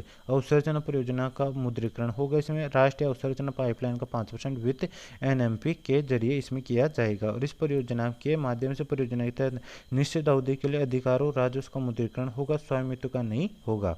उदाहरण की बात करें इसमें डीएफसी का मुद्रीकरण विमान पत्तनों का और CAIL, IOCL और खेल स्टेडियम को इनमें उदाहरण इसमें मुद्रीकरण करने इसका उद्देश्य। शीर्ष 5 क्षेत्र इसमें सड़कें, रेलवे, बिजली, तेल और गैस पाइपलाइन और दूरसंचार इनका मतलब इसमें इतना % इसमें मुद्रीकरण इसमें किया जाएगा। इस बाद अब नेक्स्ट आता अपने पास नेक्स्ट योजना अपनी पीएम गति शक्ति योजना। पीएम गति शक्ति योजना की बात करें तो इनने नाम इसका क्या है, मल्टी मॉडल कनेक्टिविटी हेतु राष्ट्रीय मास्टर प्लान। इसका प्रारंभ 13 अक्टूबर 2021 को किया गया। इसका उद्देश्य है बुनियादी ढांचे की योजनाओं के क्रियान्वयन में तेजी लाना, परियोजना का लागत कम करना, देश की अर्थव्यवस्था में सुधार और रोजगार के अवसर में वृद्धि करना। प्रावधान है 16 मंत्रालयों को डिजिटल प्लेटफॉर्म पर एक साथ लाना ताकि परियोजना संचालन विभाग की रुकावट दूर की जा सके। वर्तमान में 24 मंत्रालय इसमें शामिल है। काम के दौरान रोकने व अवसंरचना की योजनाओं हेतु एकल खिड़की प्रणाली बनाना। योजना 7 कारकों से जुड़ी है, सड़क, रेलवे, हवाई अड्डे, बंदरगाह, जलमार्ग, माल परिवहन, लॉजिस्टिक अवसंरचना इन 7 कारकों से जुड़ी हुई है। इसके बाद नेक्स्ट योजना आती है अपने पास प्रधानमंत्री गरीब कल्याण अन्न योजना। प्रारंभ इसका 26 मार्च 2020 से हुआ है। आत्मनिर्भर भारत अभियान का यह हिस्सा है। उद्देश्य इसका कोरोना महामारी के दौरान गरीबों को निःशुल्क भोजन उपलब्ध करवाना तथा पोषण स्तर बनाए रखना है। मंत्रालय कौन सा, उपभोक्ता मामले, खाद्य और सार्वजनिक वितरण मंत्रालय इसका मंत्रालय है। प्रावधान इसमें खाद्य सुरक्षा अधिनियम 2013 के तहत पात्र 80 करोड़ लोगों को अतिरिक्त 5 किलोग्राम मुफ्त अनाज देना इसका उद्देश्य है और 5 किलो राशन चावल गेहूं प्रति व्यक्ति प्रति माह निःशुल्क देना इसका उद्देश्य है। यह आवंटन NFSA खाद्यान्नों के अतिरिक्त इस तरह कुल 10 के गृह राशन का आवंटन किया जाता है। इसका रिलॉन्च 1 जनवरी 2023 को किया गया है। योजना में बदलाव किया गया है। पूर्व में चल रही सभी खाद्य योजनाओं का विलय कर प्रधानमंत्री गरीब कल्याण अन्न योजना प्रारंभ की गई है। इसके तहत NFSA लाभार्थियों को दिसंबर 2023 तक मुफ्त अनाज मिलेगा। कोविड के तहत उपलब्ध अतिरिक्त खाद्यान्न 5 के गृह की मात्रा अब नहीं मिलेगी। प्रति व्यक्ति 5 किलो मुफ्त राशन अधिकतम 35 किलो इसमें मिलेगा। इसके बाद नेक्स्ट योजना आती है अपने पास स्वामित्व योजना। इस योजना की बात करें तो यह इसका मंत्रालय है पंचायती राज मंत्रालय सर्वे ऑफ इंडिया के साथ ही मिलकर कार्य करती है। यह केंद्रीय क्षेत्र की योजना है। इसका प्रारंभ 24 अप्रैल 2020 को पायलट प्रोजेक्ट के रूप में 9 राज्यों में किया गया था। इसकी अवधि है 4 वर्ष की अवधि 2021 से 2025 तक। इसका उद्देश्य है ग्रामीण क्षेत्रों के लोगों को उनकी भूमि मकानों के मालिकाना हक के संपत्ति कार्ड अधिकार मतलब प्रदान करना इसका उद्देश्य है। इसकी विशेषताएं क्या है तो ड्रोन तकनीकी प्रयोग से ग्रामीण आबादी का सीमांकन करना। देश के 6.62 लाख गांवों को कवर किया जाएगा। संपत्ति का ब्यौरा डिजिटल रूप में होगा। ग्राम मानचित्र नामक एप्लीकेशन का निर्माण इसमें किया जाएगा। पायलट प्रोजेक्ट के रूप में राजस्थान में जैसलमेर से शुरू भारत के 9 राज्यों से शुरू हुआ है। हरियाणा, उत्तर प्रदेश, महाराष्ट्र, उत्तराखंड, मध्य प्रदेश, राजस्थान, कर्नाटक, पंजाब और आंध्र प्रदेश में ये योजना चल रही है। 2025 तक पूरे भारत में इसको लागू किया जाएगा। इसके बाद नेक्स्ट आता है अपने नेक्स्ट योजना आती है अपने पास पीएम आशा योजना, इसकी बात करें तो इस योजना में प्रधानमंत्री अन्नदाता आय संरक्षण अभियान है और प्रारंभ 2018 सितंबर 2018 को किया गया है। यह एक अम्ब्रेला योजना है। इसका उद्देश्य है किसानों के उपज के लिए लाभकारी मूल्य की गारंटी देना है, किसानों की आय किसानी की आय दोगुनी करना इसका उद्देश्य है। यह योजना दलहन, तिलहन व खोपरा पर लागू होती है। खोपरा यानी नारियल पर। क्रियान्वयन की बात करें तो इसमें क्रियान्वयन भारतीय खाद्य निगम FCI तथा भारतीय राष्ट्रीय कृषि सहकारी विपणन संघ के द्वारा इसका क्रियान्वयन किया जाएगा। घटक की बात है, PM आशा योजना के 3 घटक है। मूल्य समर्थन योजना, इसमें फसल खरीद पर होने वाले व्यय और नुकसान की भरपाई केंद्र द्वारा दलहन व तिलहन और खोपरा पर किया जाएगी। इसमें सेकंड घटक है इसका मूल्य न्यूनतम भुगतान योजना, फसलों के न्यूनतम समर्थन मूल्य और बाजार मूल्य के अंतर पर भुगतान किया जाएगा।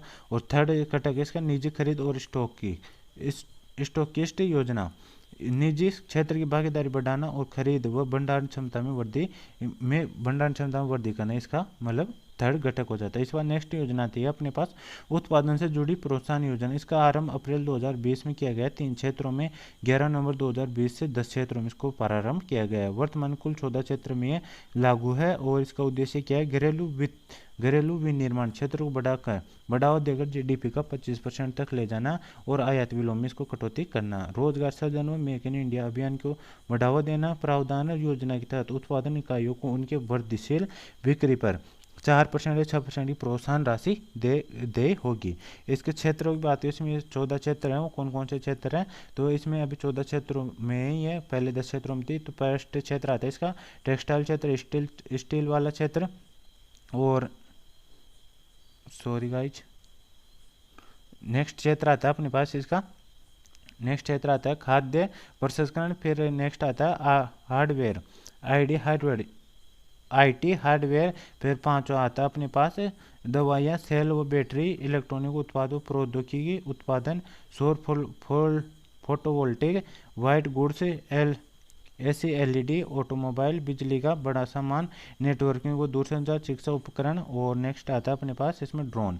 ये सभी 14 क्षेत्रों के अंतर्गत ये वर्तमान में काम कर रही है। इसके बाद आती है अपने पास नमस्ते योजना। इसकी अवधि बात है 2022 से लेकर 2026 तक ये चलने वाली है। और नमस्ते योजना की फुल फॉर्म क्या होती है, गाइस जी क्वेश्चन काफ़ी पूछा जाता है। नमस्ते योजना की फुल फॉर्म जो SSC का एग्जाम होता है उसमें डायरेक्ट पूछ ले जाती है, नमस्ते योजना की फुल फॉर्म क्या होती है। ये नमस्ते देता है तो इसकी फुल फॉर्म होती है national action for mechanised sanitation ecosystem, इसकी फुल फॉर्म होती है। तो ये आपको ध्यान रखना है। और ये 2022 से 2026 तक चलने वाली हो रही है। केंद्रीय क्षेत्र की योजना और इसमें बजट 360 करोड़ रुपए इसका बजट है, ये भी आपको ध्यान रखना है। और ये बजट 2023-24 में 100 करोड़ का प्रावधान है। मंत्रालय की बात करें तो आवासन और ग्रामीण मामलों के मंत्रालय एवं सामाजिक न्याय एवं अधिकारिता मंत्रालय द्वारा ये चलाई गई। उद्देश्य क्या है इसका, सभी शहरों को कस्बों में सीवरेज की 100% यांत्रिक सफाई करना है, स्वच्छता कार्य में मृत्यु शून्य करना है। विशेषता क्या है इसकी, विशेषता है इसकी अमूर्त योजना के 5 शहरों में प्रारंभ करना है।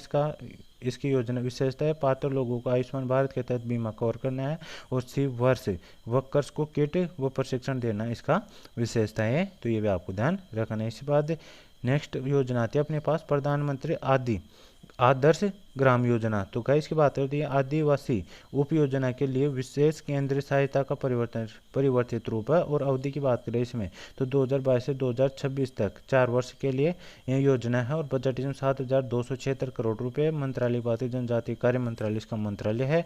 उद्देश्य की बात करें देश में कम से कम 50% आदिवासी आबादी वाले 36,000 गाँवों को आदिवासी गांवों में विकसित करना इसका उद्देश्य है। और विशेषता क्या है इसकी, तो प्रथम चरण में 16,544 गाँव शामिल। इसमें कुल 4.22 करोड़ आबादी को स्वास्थ्य सुविधा,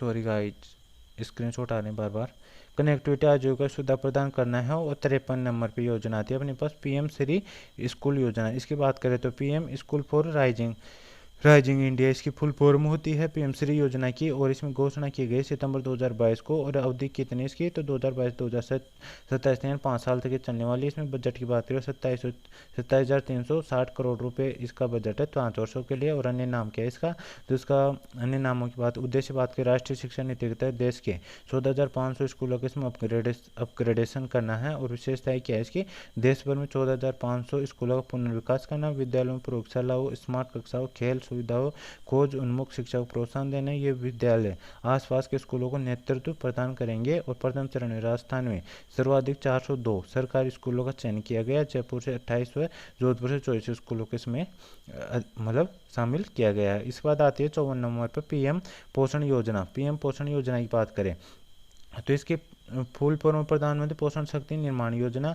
घोषणा सितंबर 2021 में की गई है। अवधि 2021 से 2025 तक होने वाली है। मंत्रालय शिक्षा मंत्रालय। उद्देश्य सरकार व सरकारी सहायता प्राप्त स्कूलों में गर्म पका हुआ भोजन उपलब्ध कराना इसका उद्देश्य। विशेषताएं क्या है इसकी विशेषता क्या हो जाएगी? यह योजना वर्तमान में चल रही मिड डे मील योजना की जगह लेगी, जिसमें 11 लाख स्कूलों के 11.8 करोड़ बच्चे शामिल है। प्राथमिक शिक्षा यानी 1 से 5 तक व उच्च प्राथमिक शिक्षा 1 से 8 तक के बच्चों को 100 ग्राम व 100 ग्राम खाद्यान्न उपलब्ध 100 ग्राम खाद्यान्न उपलब्ध कराना इसका उद्देश्य है। और बच्चों को प्रकृति व बागवानी का अनुभव देने हेतु पोषण उद्यानों के स्कूलों में बढ़ावा दिया जाएगा। अतिथि योजना नामक अवधारणा भी इसमें शामिल है। इसके बाद आती है 55 नंबर पे श्री अन्न योजना। इसका घोषणा 2023-24 में की गई है।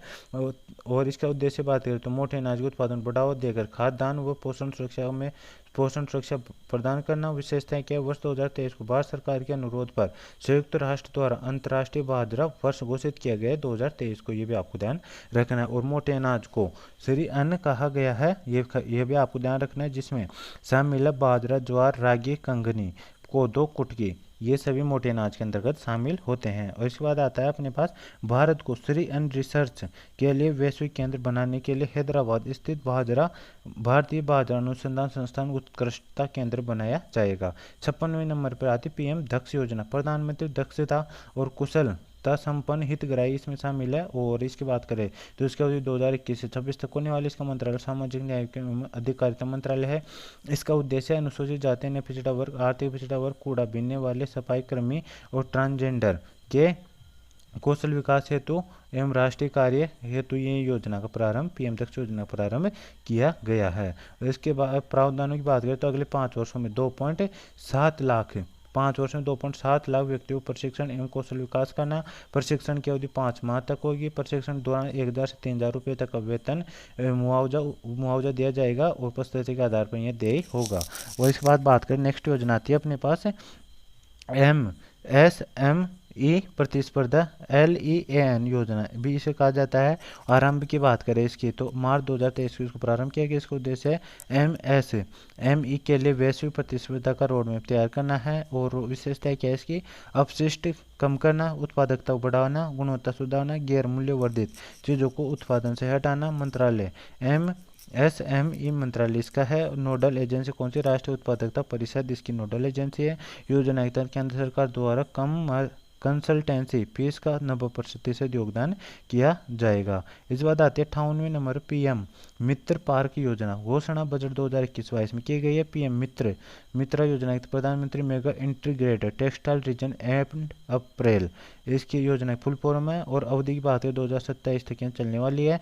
मंत्रालय कौन सा? वस्त्र मंत्रालय है। इसका बजट 4,445 करोड़ रुपए है। उद्देश्य भारत के वस्त्र उद्योग बड़े पैमाने पर आधुनिक औद्योगिक अवसंरचना सुविधाएं, वैश्विक सहकारिता, रोजगार सृजन व निवेश आकर्षित करना। इसकी विशेषताएं भारत के 7 राज्यों में मित्र पार्क तमिलनाडु, तेलंगाना, कर्नाटक, गुजरात और मध्य प्रदेश स्थापित होंगे। पहला विरुद्धनगर तमिलनाडु में स्थापित इसका पहला पार्क स्थापित किया जाएगा। इसके बाद बात करें तो ग्रीनफील्ड पार्क हेतु विकास पूंजी 500 करोड़ रुपए, अधिकतम व ब्राउनफील्ड पार्कों हेतु 200 करोड़ रुपए इसमें दिए जाएंगे। इसके बाद आता है 59वें नंबर पर अपनी योजना आती है पीएम विश्वकर्मा कौशल सम्मान योजना। इसकी बात करते हैं पीएम विकास योजना का यह प्रारूप है। और यह केंद्र क्षेत्र की योजना है। इसमें बजट 13,000 करोड़ रुपए है। इसकी घोषणा बजट 2023-24 में की गई है। प्रारंभ की बात करें तो इसे 17 सितंबर 2023 से 15 अगस्त 2023 को पीएम द्वारा लाल किले से इसकी घोषणा की गई है। और उद्देश्य क्या है इसके? पारंपरिक कलाकारों व शिल्पकारों को आर्थिक सहायता प्रदान करना है। मंत्रालय कौन सा? कौशल विकास और उद्यमिता मंत्रालय, वित्त मंत्रालय है और MSME मंत्रालय। ये 3 मंत्रालयों ने मिलकर इसकी घोषणा की है। इसकी विशेषताएं क्या है? शिल्पकारों व शिल्पकारों के उत्पादों को एमएसएमई श्रृंखला के साथ जोड़ना ताकि बाजार में वृद्धि हो। शिल्पकारों एवं कारीगरों का कौशल विकास करना। 18 प्रकार के कामगारों को कौशल प्रशिक्षण के दौरान 500 रुपये स्टाइपेंड देना। उपकरणों की खरीद हेतु 1500 रुपये की सहायता देना। वित्तीय सहायता कुल 3 लाख रुपये 5% ब्याज दरों पर पहली किस्त 1 लाख रुपये की, दूसरी किस्त 2 लाख रुपये की है। इसमें यह भी आपको ध्यान रखना है। इस पर नेक्स्ट योजना आती है अपने पास थ्रस्ट योजना।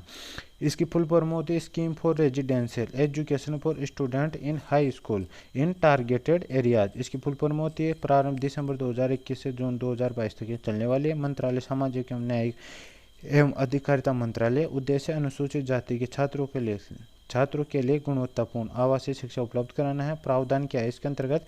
प्रावधानों की बात करें तो इसमें CBSE से मान्यता प्राप्त स्कूलों से कक्षा 9 व 11 में प्रवेश दिया जाएगा। 2.5 लाख रुपए की वार्षिक आय की सीमा होनी चाहिए। चयन प्रक्रिया का आयोजन NTA द्वारा होगा। इसमें नेक्स्ट योजना आती है अपने पास PM प्रणाम योजना। PM प्रणाम योजना की बात करें तो इसमें फुल फॉर्म होती है प्रमोशन ऑफ परिणाम की फुल फॉर्म होती है promotion of alternate nutrients for agriculture management योजना। इसकी फुल फॉर्म है programme for restoration awareness nourishment amelioration for of mother earth. ये इसकी फुल फॉर्म है। ये सेकंड योजना है। फुल फॉर्म है घोषणा की बात 2023-24 में इसकी घोषणा की गई। उद्देश्य बात करें रासायनिक उर्वरक के प्रयोग में कमी, वैकल्पिक उर्वरकों को प्रोत्साहन देना है। मंत्रालय रासायनिक उर्वरक मंत्रालय विशेषता क्या है? रासायनिक उर्वरकों पर सब्सिडी के बोझ को कम करना है और सब्सिडी बचत का 50% अनुदान के रूप में राज्य को दिया जाएगा। इस बात आते हैं नेक्स्ट योजना आती है अपने पास मिस्ती योजना। मिस्ती योजना की बात करें तो इसकी फुल फॉर्म होती है mangrove initiative for shoreline heavy trades and tangible income. इसकी फुल फॉर्म होती है और इसका मंत्रालय बात करें पर्यावरण वन और जलवायु परिवर्तन मंत्रालय। उद्देश्य तटीय रेखा के साथ साथ मैंग्रोव पौधारोपण को बढ़ावा देना। प्रावधान इस योजना को कैंपा फंड वनारोपण संबंधी फंड मनरेगा के माध्यम से लागू किया जाएगा। नेक्स्ट योजना आती है अपने पास अमृत धरोहर योजना। घोषणा बजट 2023 में की गई। उद्देश्य आर्द्र भूमियों के इष्टतम उपयोग को बढ़ावा देकर उनका संरक्षण करने इसका उद्देश्य। 64 नंबर पर योजना थी अपनी महिला सम्मान बचत प्रमाण पत्र। इस योजना की घोषणा की गई बजट 2023-24 में की गई है। उद्देश्य बचत को प्रोत्साहित कर महिला सशक्तिकरण को बढ़ावा देना। प्रावधान में 2 साल की अवधि 2023 से 25 तक के लिए 7.5% निश्चित ब्याज दरें हैं। अधिकतम 2 लाख रुपये जमा कराने की सुविधा है। आंशिक निकासी विकल्प उपलब्ध है। इसके बाद आती है नेक्स्ट योजना आती है अपने पास PM कौशल विकास योजना। इसका प्रारंभ जुलाई 2015 में किया गया है। मंत्रालय कौशल विकास एवं उद्यमिता मंत्रालय है। उद्देश्य बेहतर आजीविका हेतु 40 करोड़ युवाओं के कौशल प्रशिक्षण का लक्ष्य है। PMKVY मतलब सेकंड योजना इसकी 4.0 योजना बजट 2023-24 में इसकी घोषणा की गई है और अवधि बात करें तो आगामी 3 वर्ष की इसकी अवधि है। प्रावधान देश में 30 स्किल इंडिया सेंटर स्थापित होंगे। रोबोटिक्स उद्योग 4.0 IoT ड्रोन प्रशिक्षण जैसे नए पाठ्यक्रम इसमें शामिल किए गए हैं। इस बाद नेक्स्ट योजना आती है अपने पास प्रधानमंत्री PVTG विकास मिशन।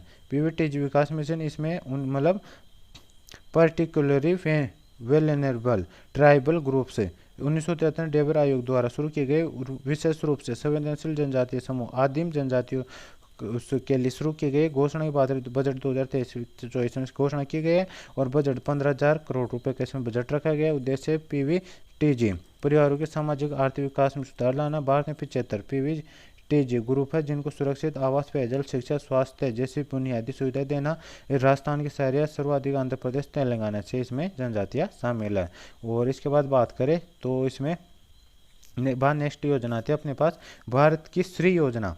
श्री योजना की बात करें तो बजट 2022-23-24 में इसकी घोषणा की गई है और भारत श्री योजना की भारत श्री मतलब shared response Postgre of the scripts विशेषताओं की बात करें इसमें तो यह एक डिजिटल एपिग्राफी संग्रहालय होगा। 1 लाख प्राचीन शिलालेखों का डिजिटलीकरण इसमें किया जाएगा। इसे हैदराबाद में ASI द्वारा स्थापित किया जाएगा। इस बाद नेक्स्ट आता है अपने पास 68 नेक्स्ट योजना आती है अपने पास हरित हाइड्रोजन मिशन। इसकी घोषणा बजट 2023-24 में की गई है और मंत्रालय नवीन व नवीनकरण ऊर्जा मंत्रालय, इसका मंत्रालय बजट 19,700 करोड़ रुपए है। उद्देश्य ऊर्जा क्षेत्र को कार्बन मुक्त करना है और लक्ष्य 2030 तक 5 MMT ग्रीन हाइड्रोजन का उत्पादन करना है। ईंधन आयात 1 लाख करोड़ रुपए की कमी करनी है। 8 लाख करोड़ का निवेश व 6 लाख लोगों को रोजगार इसका देना उद्देश्य है। इस बात आती है नेक्स्ट योजना स्किल सिकल सेल एनीमिया उन्मूलन मिशन। सिकल सेल एनीमिया उन्मूलन मिशन, इसकी घोषणा 2023-24 वाले बजट में की गई है। उद्देश्य 2047 तक इस सिकल सेल एनीमिया का उन्मूलन करना है और विशेषताएं जनजातीय क्षेत्रों में 40 वर्ष तक के 7 करोड़ लोगों की यूनिवर्सल स्क्रीनिंग इसमें की जाएगी। नेक्स्ट योजना आती है अपने पास एग्रीकल्चर एक्सीलेटर फंड कृषि वर्धक निधि। इस योजना की घोषणा 2023-24 वाले बजट में की गई है। प्रावधान की बात करें तो ग्रामीण क्षेत्रों में कृषि स्टार्टअप्स खोलने हेतु फंड दिया जाएगा। कृषि क्षेत्र में नवीन तकनीकों को प्रोत्साहन दिया जाएगा। तो ये इसकी योजना है। नेक्स्ट योजना आती है अपने पास यूनिटी मॉल योजना यानी एकता मॉल। इसकी घोषणा 2023-24 वाले बजट में की गई है। उद्देश्य की बात करें तो हस्तशिल्प उत्पादों GI उत्पादों एक जिला एक उत्पाद का प्रचार और बिक्री को बढ़ावा देने के उद्देश्य से मॉल को स्थापित करना है। विशेषता की बात करें तो यूनिटी मॉल को राज्य की राजधानी या सबसे प्रमुख पर्यटन केंद्र या वित्तीय राजधानी में स्थापित किया जाएगा। नेक्स्ट योजना थी अपने पास 72 आकांक्षी ब्लॉक कार्यक्रम है। इसमें FPP प्रोग्राम में घोषणा बजट 2022-23 में इसकी घोषणा की गई है। आकांक्षी जिला को तर्ज पर देश के 500 ब्लॉक का चयन कर उसका समग्र विकास करना इसका उद्देश्य है। नेक्स्ट योजना आती है अपने पास कृषि उड़ान योजना। इसकी घोषणा 2020 वाले बजट में की गई 2020 में की गई थी। उद्देश्य शीघ्र नष्ट होने वाले कृषि उत्पादों के परिवहन विशेष रूप से पूर्वोत्तर जनजातीय जिलों में सुधार कर मूल्य प्राप्ति बढ़ाना इसका उद्देश्य है। मंत्रालय की बात करें तो नागर विमानन मंत्रालय नागर विमानन मंत्रालय इसका मंत्रालय। प्रावधान की बात करें तो देश के कुल 53 हवाई अड्डों का चयन करना है। इसमें परिवहन राष्ट्रीय व अंतर्राष्ट्रीय मार्गों पर इसका होगा। किसान रेल की बात करें तो इसमें किसान रेल रेल मंत्रालय द्वारा संचालित कृषि उड़ान योजना के समतुल्य है। किसान रेल के माध्यम से कृषि उत्पादों का जल्दी परिवहन करना किसान रेल के माध्यम से। पहली किसान रेल की बात करें तो देवताली महाराष्ट्र से दानापुर बिहार तक चली थी। ये फैक्ट आपको ध्यान रखना है। और कुल अब तक 1586 किसान रेल चालू हो चुकी है इस योजना के तहत। इस बार नेक्स्ट योजना आती है अपने पास मिशन अमृत सरोवर। इस योजना की शुरुआत 24 अप्रैल 2022 को की गई है। उद्देश्य भारत आज़ादी के 75वें अमृत वर्ष में देश के प्रत्येक जिले के 75 जल निकायों का विकास व कायाकल्प करना इसका उद्देश्य है। और इस योजना के बाद के प्रमुख बिंदु है लक्ष्य कुल 50,000 अमृत सरोवर का निर्माण करना और अब तक 93,000 अमृत सरोवर स्थल चयनित किए जा चुके हैं। इस बात आ चुके हैं। नेक्स्ट योजना अपने पास फेम इंडिया की बात करें इसका प्रारंभ 2015 में किया गया था। मंत्रालय कौन सा इसका भारी उद्योग मंत्रालय है। उद्देश्य देश भर में इलेक्ट्रिक वाहनों को बढ़ावा देना व कार्बन उत्सर्जन को सीमित करना इसका उद्देश्य है। पहला चरण आता है इसमें 2015-19 में। दूसरा चरण आता है 2019 से 24 में। सब्सिडी के माध्यम से 7,000 ई बसें, 50,000 तिपीय वाहन और 55,000 कारें, 10 लाख दोपहिया वाहनों को समर्थन देना इसका उद्देश्य है। और इसके बात करें तो राष्ट्रीय राजमार्गों पर चार्जिंग स्टेशन स्थापित करना भी इसका ही उद्देश्य है। नेक्स्ट योजना आती है अपने पास 76 नंबर की राष्ट्रीय ग्राम स्वराज अभियान। इसका प्रारंभ 2018 में किया गया था। मंत्रालय पंचायत राज मंत्रालय है। उद्देश्य SDG लक्ष्य को प्राप्त करने हेतु पंचायत राज संस्थानों को मजबूत करना है। प्रथम चरण 2018 से 22 तक, द्वितीय चरण 2023 से 2026 तक। विशेषताएं स्थानीय निकायों को वित्तीय रूप से मजबूत करना, आकांक्षी जिले 117 पंचायत राज संस्थानों को मजबूत करना इसका विशेषताएं है। नेक्स्ट योजना आती है अपने पास प्रधानमंत्री श्रम योगी मानधन योजना। इसकी घोषणा की बात करें 15 फरवरी 2019 को इसकी घोषणा की गई थी। प्रारंभ 5 मार्च 2019 को इसका प्रारंभ किया गया था। मंत्रालय की बात करें श्रम रोजगार मंत्रालय इसका मंत्रालय है। उद्देश्य बात करें तो असंगठित क्षेत्र के श्रमिकों को वृद्धावस्था पेंशन उपलब्ध कराना इसका उद्देश्य है। इसकी पात्रता की बात करें तो 18-40 वर्ष की उम्र के श्रमिक इसके पात्र है। अधिकतम मासिक आय इसमें 15,000 रुपये होनी चाहिए। जो EPFO और NPS के सदस्य नहीं है तथा आयकर नहीं देते हैं उनको ये पात्र है। और 60 वर्ष के उम्र के पश्चात 3,000 रुपये न्यूनतम मासिक पेंशन इनकी होगी। ये फैक्ट आपको ध्यान रखना है। इसमें नेक्स्ट आती है अपनी योजना PM वय वंदना योजना। इसका प्रारंभ 4 मई 2017 को किया गया था। संचालन भारतीय जीवन बीमा निगम द्वारा किया जाता है। उद्देश्य 60 वर्ष की अधिक आयु के नागरिकों को आगामी 10 वर्षों तक सुनिश्चित पेंशन प्रदान करना इसका उद्देश्य है। प्रावधान में पेंशन का भुगतान खरीदी गई LIC पॉलिसी को कीमत के आधार पर होगा और नियमित न्यूनतम पॉलिसी कीमत 1.5 लाख है और अधिकतम 15 लाख रुपये है इसमें। और पेंशन की राशि 1000 रुपये से 10,000 रुपये तक इसमें के मध्य होगी, ये भी आपको ध्यान रखना है। नेक्स्ट योजना आती है अपने पास मिशन कर्मयोगी। इसके शुरुआत की गई 2 सितंबर 2020 को। इसका उद्देश्य भारतीय सिविल सेवक यानी केंद्र प्लस राज्य प्लस केंद्र शासित प्रदेश को अधिकतम रचनात्मक, सक्रिय, पेशेवर, ऊर्जावान, पारदर्शी और प्रौद्योगिकी सक्षम बनाना है। और प्रावधान क्या है इसमें, विश्व बैंक द्वारा भी इस मिशन को आर्थिक सहायता दी जा रही है। इस बार नेक्स्ट योजना आती है अपने पास खाद्य तेलों पर राष्ट्रीय मिशन। इसमें ऑयल पाम भी इस योजना में शामिल है। इसकी घोषणा पाम ऑयल की उत्पादकता में वृद्धि कर खाद्य तेल आयात पर निर्भरता कम करना इसका घोषणा है। और मंत्रालय कृषि एवं किसान कल्याण मंत्रालय द्वारा शुरू की गई है। और बजट 11,000 करोड़ रुपए का रखा गया है। प्रावधान किया 2026 तक पाम ऑयल का घरेलू उत्पादन 11 लाख मीट्रिक टन करना इसका उद्देश्य है। और इसका बात करें पूर्वोत्तर भारत व अंडमान क्षेत्र पर ज़्यादा फोकस इसमें किया गया है, क्योंकि वहाँ पर पॉम ऑयल उत्पादन करने वाले जो पेड़ रहते हैं, पॉम ट्री रहते हैं, उनको उगाना आसान होता है और वहाँ पे उनका उत्पादन अच्छा होता है। इस पर नेक्स्ट योजना आती है अपने पास पीएम रोजगार प्रोत्साहन योजना। इसका प्रारंभ अगस्त 2016 में किया गया था। इसका उद्देश्य है रोजगार के नए अवसर उपलब्ध कराने हेतु नियोक्ताओं को प्रोत्साहित करना है। मंत्रालय श्रम एवं रोजगार मंत्रालय। प्रावधान की बात करें भारत सरकार द्वारा नए कर्मकारों की नियुक्ति पर उनके ईपीएफ व ईपीएस का भुगतान 12% किया जाएगा। इसमें अधिकतम 15,000 आय वाले कर्मचारी शामिल है, ये भी आपको ध्यान रखना है। इस पर नेक्स्ट आती है नेक्स्ट पॉइंट बात करें आत्मनिर्भर भारत रोजगार योजना।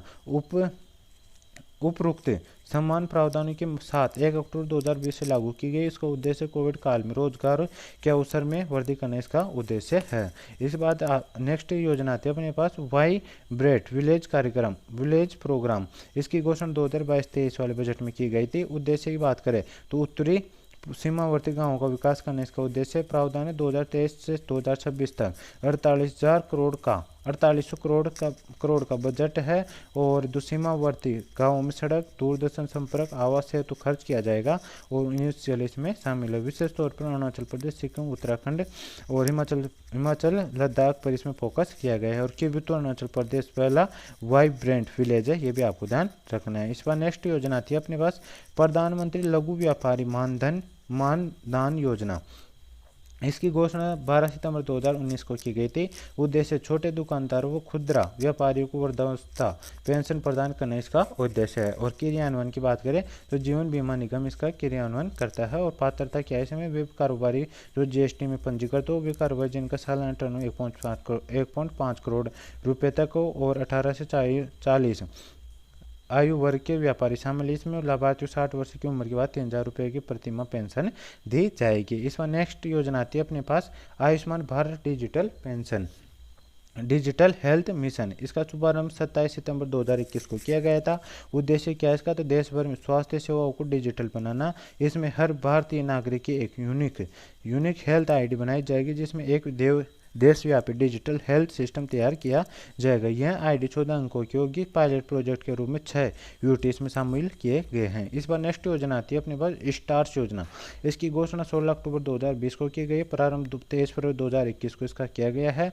इसमें स्ट्रेथनिंग यानी teaching learning and results for status इसमें किया जाएगा। और इसमें बात करें तो भारतीय स्कूल शिक्षा प्रणाली में शिक्षा गुणवत्ता में सुधार के लिए यह योजना शुरू की गई स्टार्स योजना।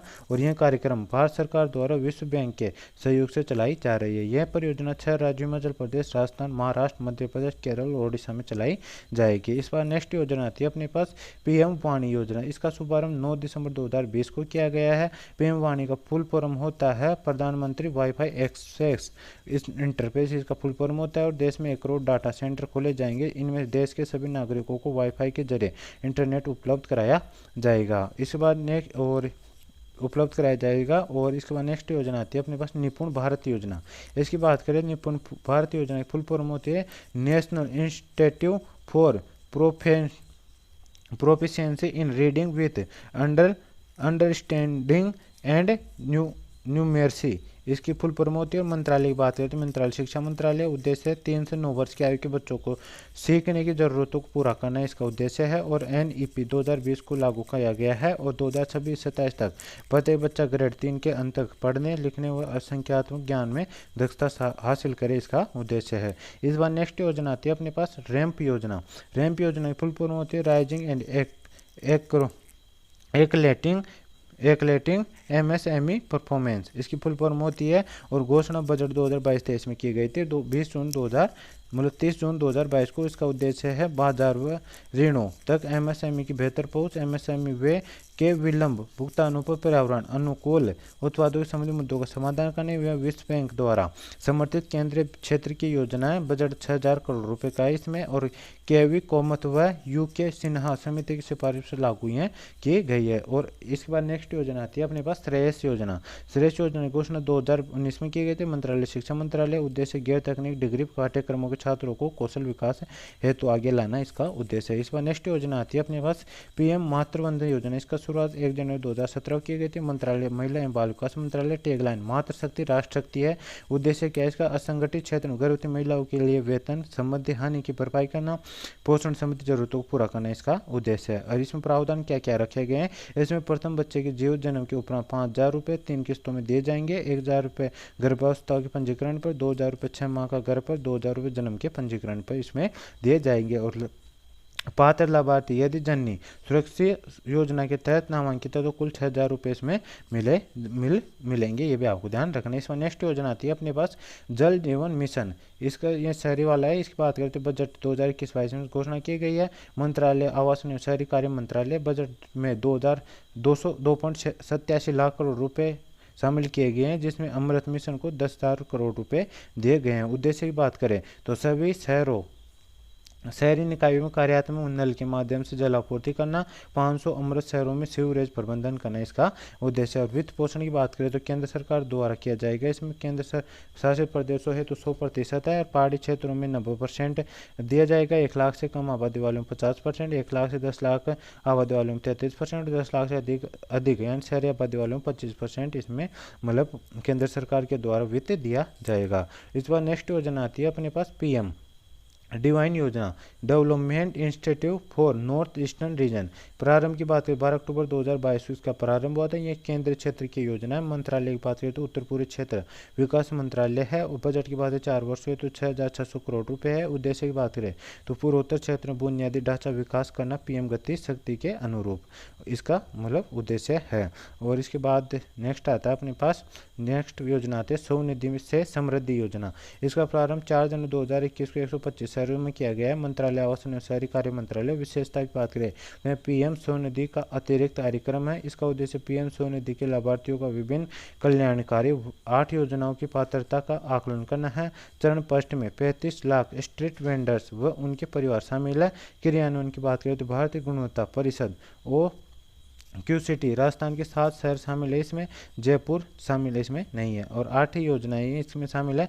कौन कौन सी योजनाएं इसमें शामिल है? जनधन योजना है, PM जीवन ज्योति बीमा योजना है, PM सुरक्षा बीमा योजना, PM श्रम योगी मानधन योजना है, one nation one ration card है, जन सुरक्षा योजना, PM मातृवंदना योजना है। और BOCW के तहत नामांकित व्यक्ति इसमें शामिल है, ये भी आपको ध्यान रखना है। इस पर नेक्स्ट योजना आती है अपने पास दीनदयाल अंत्योदय योजना या राष्ट्रीय ग्रामीण आजीविका मिशन। इसका प्रारंभ 2011 में किया गया था। मंत्रालय राष्ट्रीय ग्रामीण विकास मंत्रालय है। उद्देश्य क्या है इसका? तो ग्रामीण गरीब परिवारों, लाभकारी स्वरोजगार व कुशल मजदूरी रोजगारों के अवसरों तक पहुंच व वित्तीय सेवाओं तक बेहतर पहुंच के माध्यम से गरीबी निवारण है। 4 मुख्य इसके घटक: प्रत्येक ग्रामीण गरीब परिवार से एक महिला और वित्तीय समावेशन, स्थायी आजीविका और SHG का निर्माण इसका करना है। इसमें बजट 2023-24 में देश के सभी राज्यों केंद्र शासित प्रदेश में लागू किया गया है, दिल्ली चंडीगढ़ के अलावा। देश के 723 जिले व 6,221 ब्लॉक इसमें शामिल है। 81 लाख SHG गठन हुआ, 8.7 करोड़ महिला इसमें संगठित है। SHG के उत्पादन ऑनलाइन प्लेटफॉर्म मीशो पर बिकेंगे। और इसके बाद बात करें डे निलम के तहत उप योजनाएं भी इसमें शामिल है। फर्स्ट उप योजना है इसमें दीनदयाल उपाध्याय ग्रामीण कौशल योजना, ग्रामीण युवाओं को प्लेसमेंट से जुड़े कौशल प्रदान करना ताकि वे बाजार आधारित उच्च दरों वाली रोजगार प्राप्त कर सकें। यह योजना गरीब परिवारों को 15 से 35 वर्ष की आयु के ग्रामीण युवाओं पर केंद्रित है। आजीविका ग्रामीण एक्सप्रेस योजना की बात करें अगस्त 2017 चालू हुआ है और इसमें एसएचजी सदस्यों का संचालित वाहनों के माध्यम से ग्रामीण क्षेत्रों में सस्ता सुरक्षित परिवहन उपलब्ध कराना है। इसके बाद नेक्स्ट योजना आती है उप योजना, इसमें स्टार्टअप उद्यमिता कार्यक्रम, ग्रामीण उद्यमियों को स्थानीय उद्यम की स्थापना हेतु प्रोत्साहन देना इसका उद्देश्य है। इस बार नेक्स्ट योजना आती है अपने पास 95 नंबर की श्यामा प्रसाद रूबन मिशन। इसका प्रारंभ 16 सितंबर 2015 को किया गया था। मंत्रालय कौन सा इसका, तो ग्रामीण विकास मंत्रालय है। इसका उद्देश्य आर्थिक तकनीकी सुविधाओं एवं सेवाओं के क्षेत्र में ग्रामीण शहरी विभाजन कम करना है। विशेषता की बात करें तो ग्रामीण क्षेत्रों का क्लस्टर आधारित विकास यानी 300 क्लस्टर का इसमें निर्माण करना है। और नेक्स्ट आता है इसमें रूबन समूह की पहचान है गाँवों के समूह की मैदानी तटीय क्षेत्रों में आबादी 25,000 से 50,000, मरुस्थलीय क्षेत्रों में आबादी 5,000 से 10,000 इसमें शामिल है। इसके बाद नेक्स्ट पॉइंट आता है अपने क्लस्टरों के माध्यम से निवेश आकर्षित करना है और ग्रामीण क्षेत्र में रोजगार अवसरों में वृद्धि व गरीबी उन्मूलन करना इसका उद्देश्य है। नेक्स्ट योजना आती है अपने पास आयुष्मान सहकार योजना। इसका प्रारंभ 19 अक्टूबर 2021 को किया गया है। बजट 10,000 करोड़ रुपए का है। उद्देश्य सहकारी संस्थानों तथा द्वारा ग्रामीण क्षेत्रों में अस्पताल मेडिकल कॉलेज खोलने हेतु राष्ट्रीय सहकारी विकास निगम द्वारा ऋण उपलब्ध करवाना इसका उद्देश्य है। नेक्स्ट योजना आती है अपने पास कृषि अवसंरचना योजना, कृषि अवसंरचना निधि।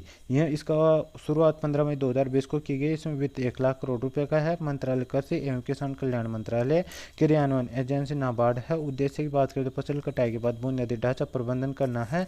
और इसके बाद बात करें तो इसमें सामुदायिक कृषि संपत्तियों का निर्माण करना है। प्रावधान की बात करें 2 करोड़ तक का ऋण गारंटी द्वारा इसमें दिया जाएगा। 7 करोड़ 7 वर्षों की अवधि के लिए 3% ब्याज अनुदान है। योजना की अवधि की बात है 2020 से 2029 तक, अभी 2032 तक है। लाभार्थी की बात करें तो किसान प्राथमिक कृषि सहायक समिति, किसान उत्पादन संगठन और कृषि उद्यमी ये सभी इसमें शामिल है। और कृषि स्टार्टअप्स, स्वयं सहायता समूह और ये सभी इसमें शामिल है। और कृषि अवसंरचना पोर्टल की शुरुआत की गई है। योजना हेतु 11 बैंकों से एमओ किया गया है। फसल कटाई उपरांत ढांचा प्रबंधन, गोदाम, भूमिगत कक्ष, पेक हाउस और पकाने वाले कक्ष और प्राथमिक प्रसंस्करण केंद्र ये सभी इसमें शामिल है। और इसमें कोल्ड चेन आदि का निर्माण इसके अंतर्गत किया जाएगा। नेक्स्ट योजना आती है अपने पास शून्य दोष एवं शून्य प्रभाव योजना। इसकी योजना शुरुआत की बात करें 2016 में इसकी शुरुआत की गई थी। और प्रौद्योगिकी का प्रयोग कर उच्च गुणवत्ता वाले दोष रहित उत्पाद निर्माण के लिए एमएसएमई को प्रेरित करना है।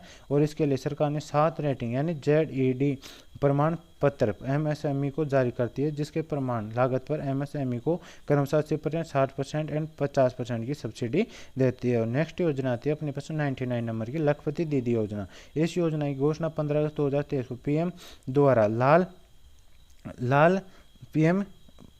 लाल किले से की गई है। इसका उद्देश्य 2 करोड़ ग्रामीण महिलाओं कौशल विकास प्रशिक्षण प्रदान करना, स्वयं सहायता समूह के माध्यम से सूक्ष्म उद्यम स्थापित करने हेतु प्रोत्साहित करना। इसकी विशेषताएं हैं ग्रामीण महिलाओं को प्रतिवर्ष 1 लाख रुपए की आय के योग्य बनाना। और यह योजना पहले से कई राज्यों में लागू हुआ, अभी से राष्ट्रव्यापी बनाया गया है। और इसकी बात करें तो इसके बाद नेक्स्ट और लास्ट योजना आती है अपने पास पोर्टल योजना। पोर्टल योजना की बात करें समाधान पोर्टल है और श्रम मंत्रालय द्वारा श्रमिकों की समस्या का समाधान हेतु इसको शुरू किया गया है। इसमें उद्यम पोर्टल की बात करें तो एमएसएमई के पंजीकरण हेतु है। चैंपियन पोर्टल की बात करें तो एमएसएमई मंत्रालय एमएसएमई संबंधित शिकायतों पर है। और रैंप पोर्टल एमएसएमई की कवरेज बढ़ाने हेतु है। और श्रम पोर्टल श्रम मंत्रालय श्रमिकों के पंजीकरण हेतु यह पोर्टल है। तो गाइज ये था आज का वीडियो। आज के वीडियो में अपन ने टोटल 100 योजनाएं कंप्लीट किए, जो गाइज इतने कम समय में शायद ही कोई और क्लास आपको पूरे यूट्यूब चैनल पर मिलेगी, क्योंकि इतने कम समय में जो भी मोस्ट इंपॉर्टेंट पूरे मतलब केंद्र सरकार की 100 योजनाएं वो सभी आज के इस वीडियो में अपन ने कवर कर ली है। इन 100 योजनाओं के बाहर आपके एक भी क्वेश्चन नहीं जाने वाला। यदि आप इन सभी योजनाओं को अच्छे से पढ़ लेते हो, समझ लेते हो, नोट्स बना लेते हो, तो आपकी एक भी योजना इसके बाहर जाने वाली नहीं है। तो गाइज ये था आज का वीडियो। आई होप आपको आज का वीडियो पसंद आएगा। वीडियो पसंद आए तो वीडियो को लाइक करें, चैनल पहली बार आए तो चैनल सब्सक्राइब कर बेल आइकन ऑन कर ले, ताकि मैं जैसे नेक्स्ट वीडियो लेके आऊँगा तो उसका नोटिफिकेशन आप तक पहुँच जाएगा और आप सबसे पहले उस वीडियो को देख सकेंगे। तो गाइज मिलते हैं नेक्स्ट वीडियो में, तब तक के लिए जय हिंद जय भारत। वीडियो को लाइक, चैनल सब्सक्राइब कर लेना और वीडियो को अपने दोस्तों के साथ भी शेयर कर देना, ताकि भी उनको भी कुछ हेल्प हो सके अपने जीके वाले पोर्शन को इम्प्रूव करने में। तो गाइस मिलते हैं नेक्स्ट वीडियो में, तब तक के लिए जय हिंद जय भारत।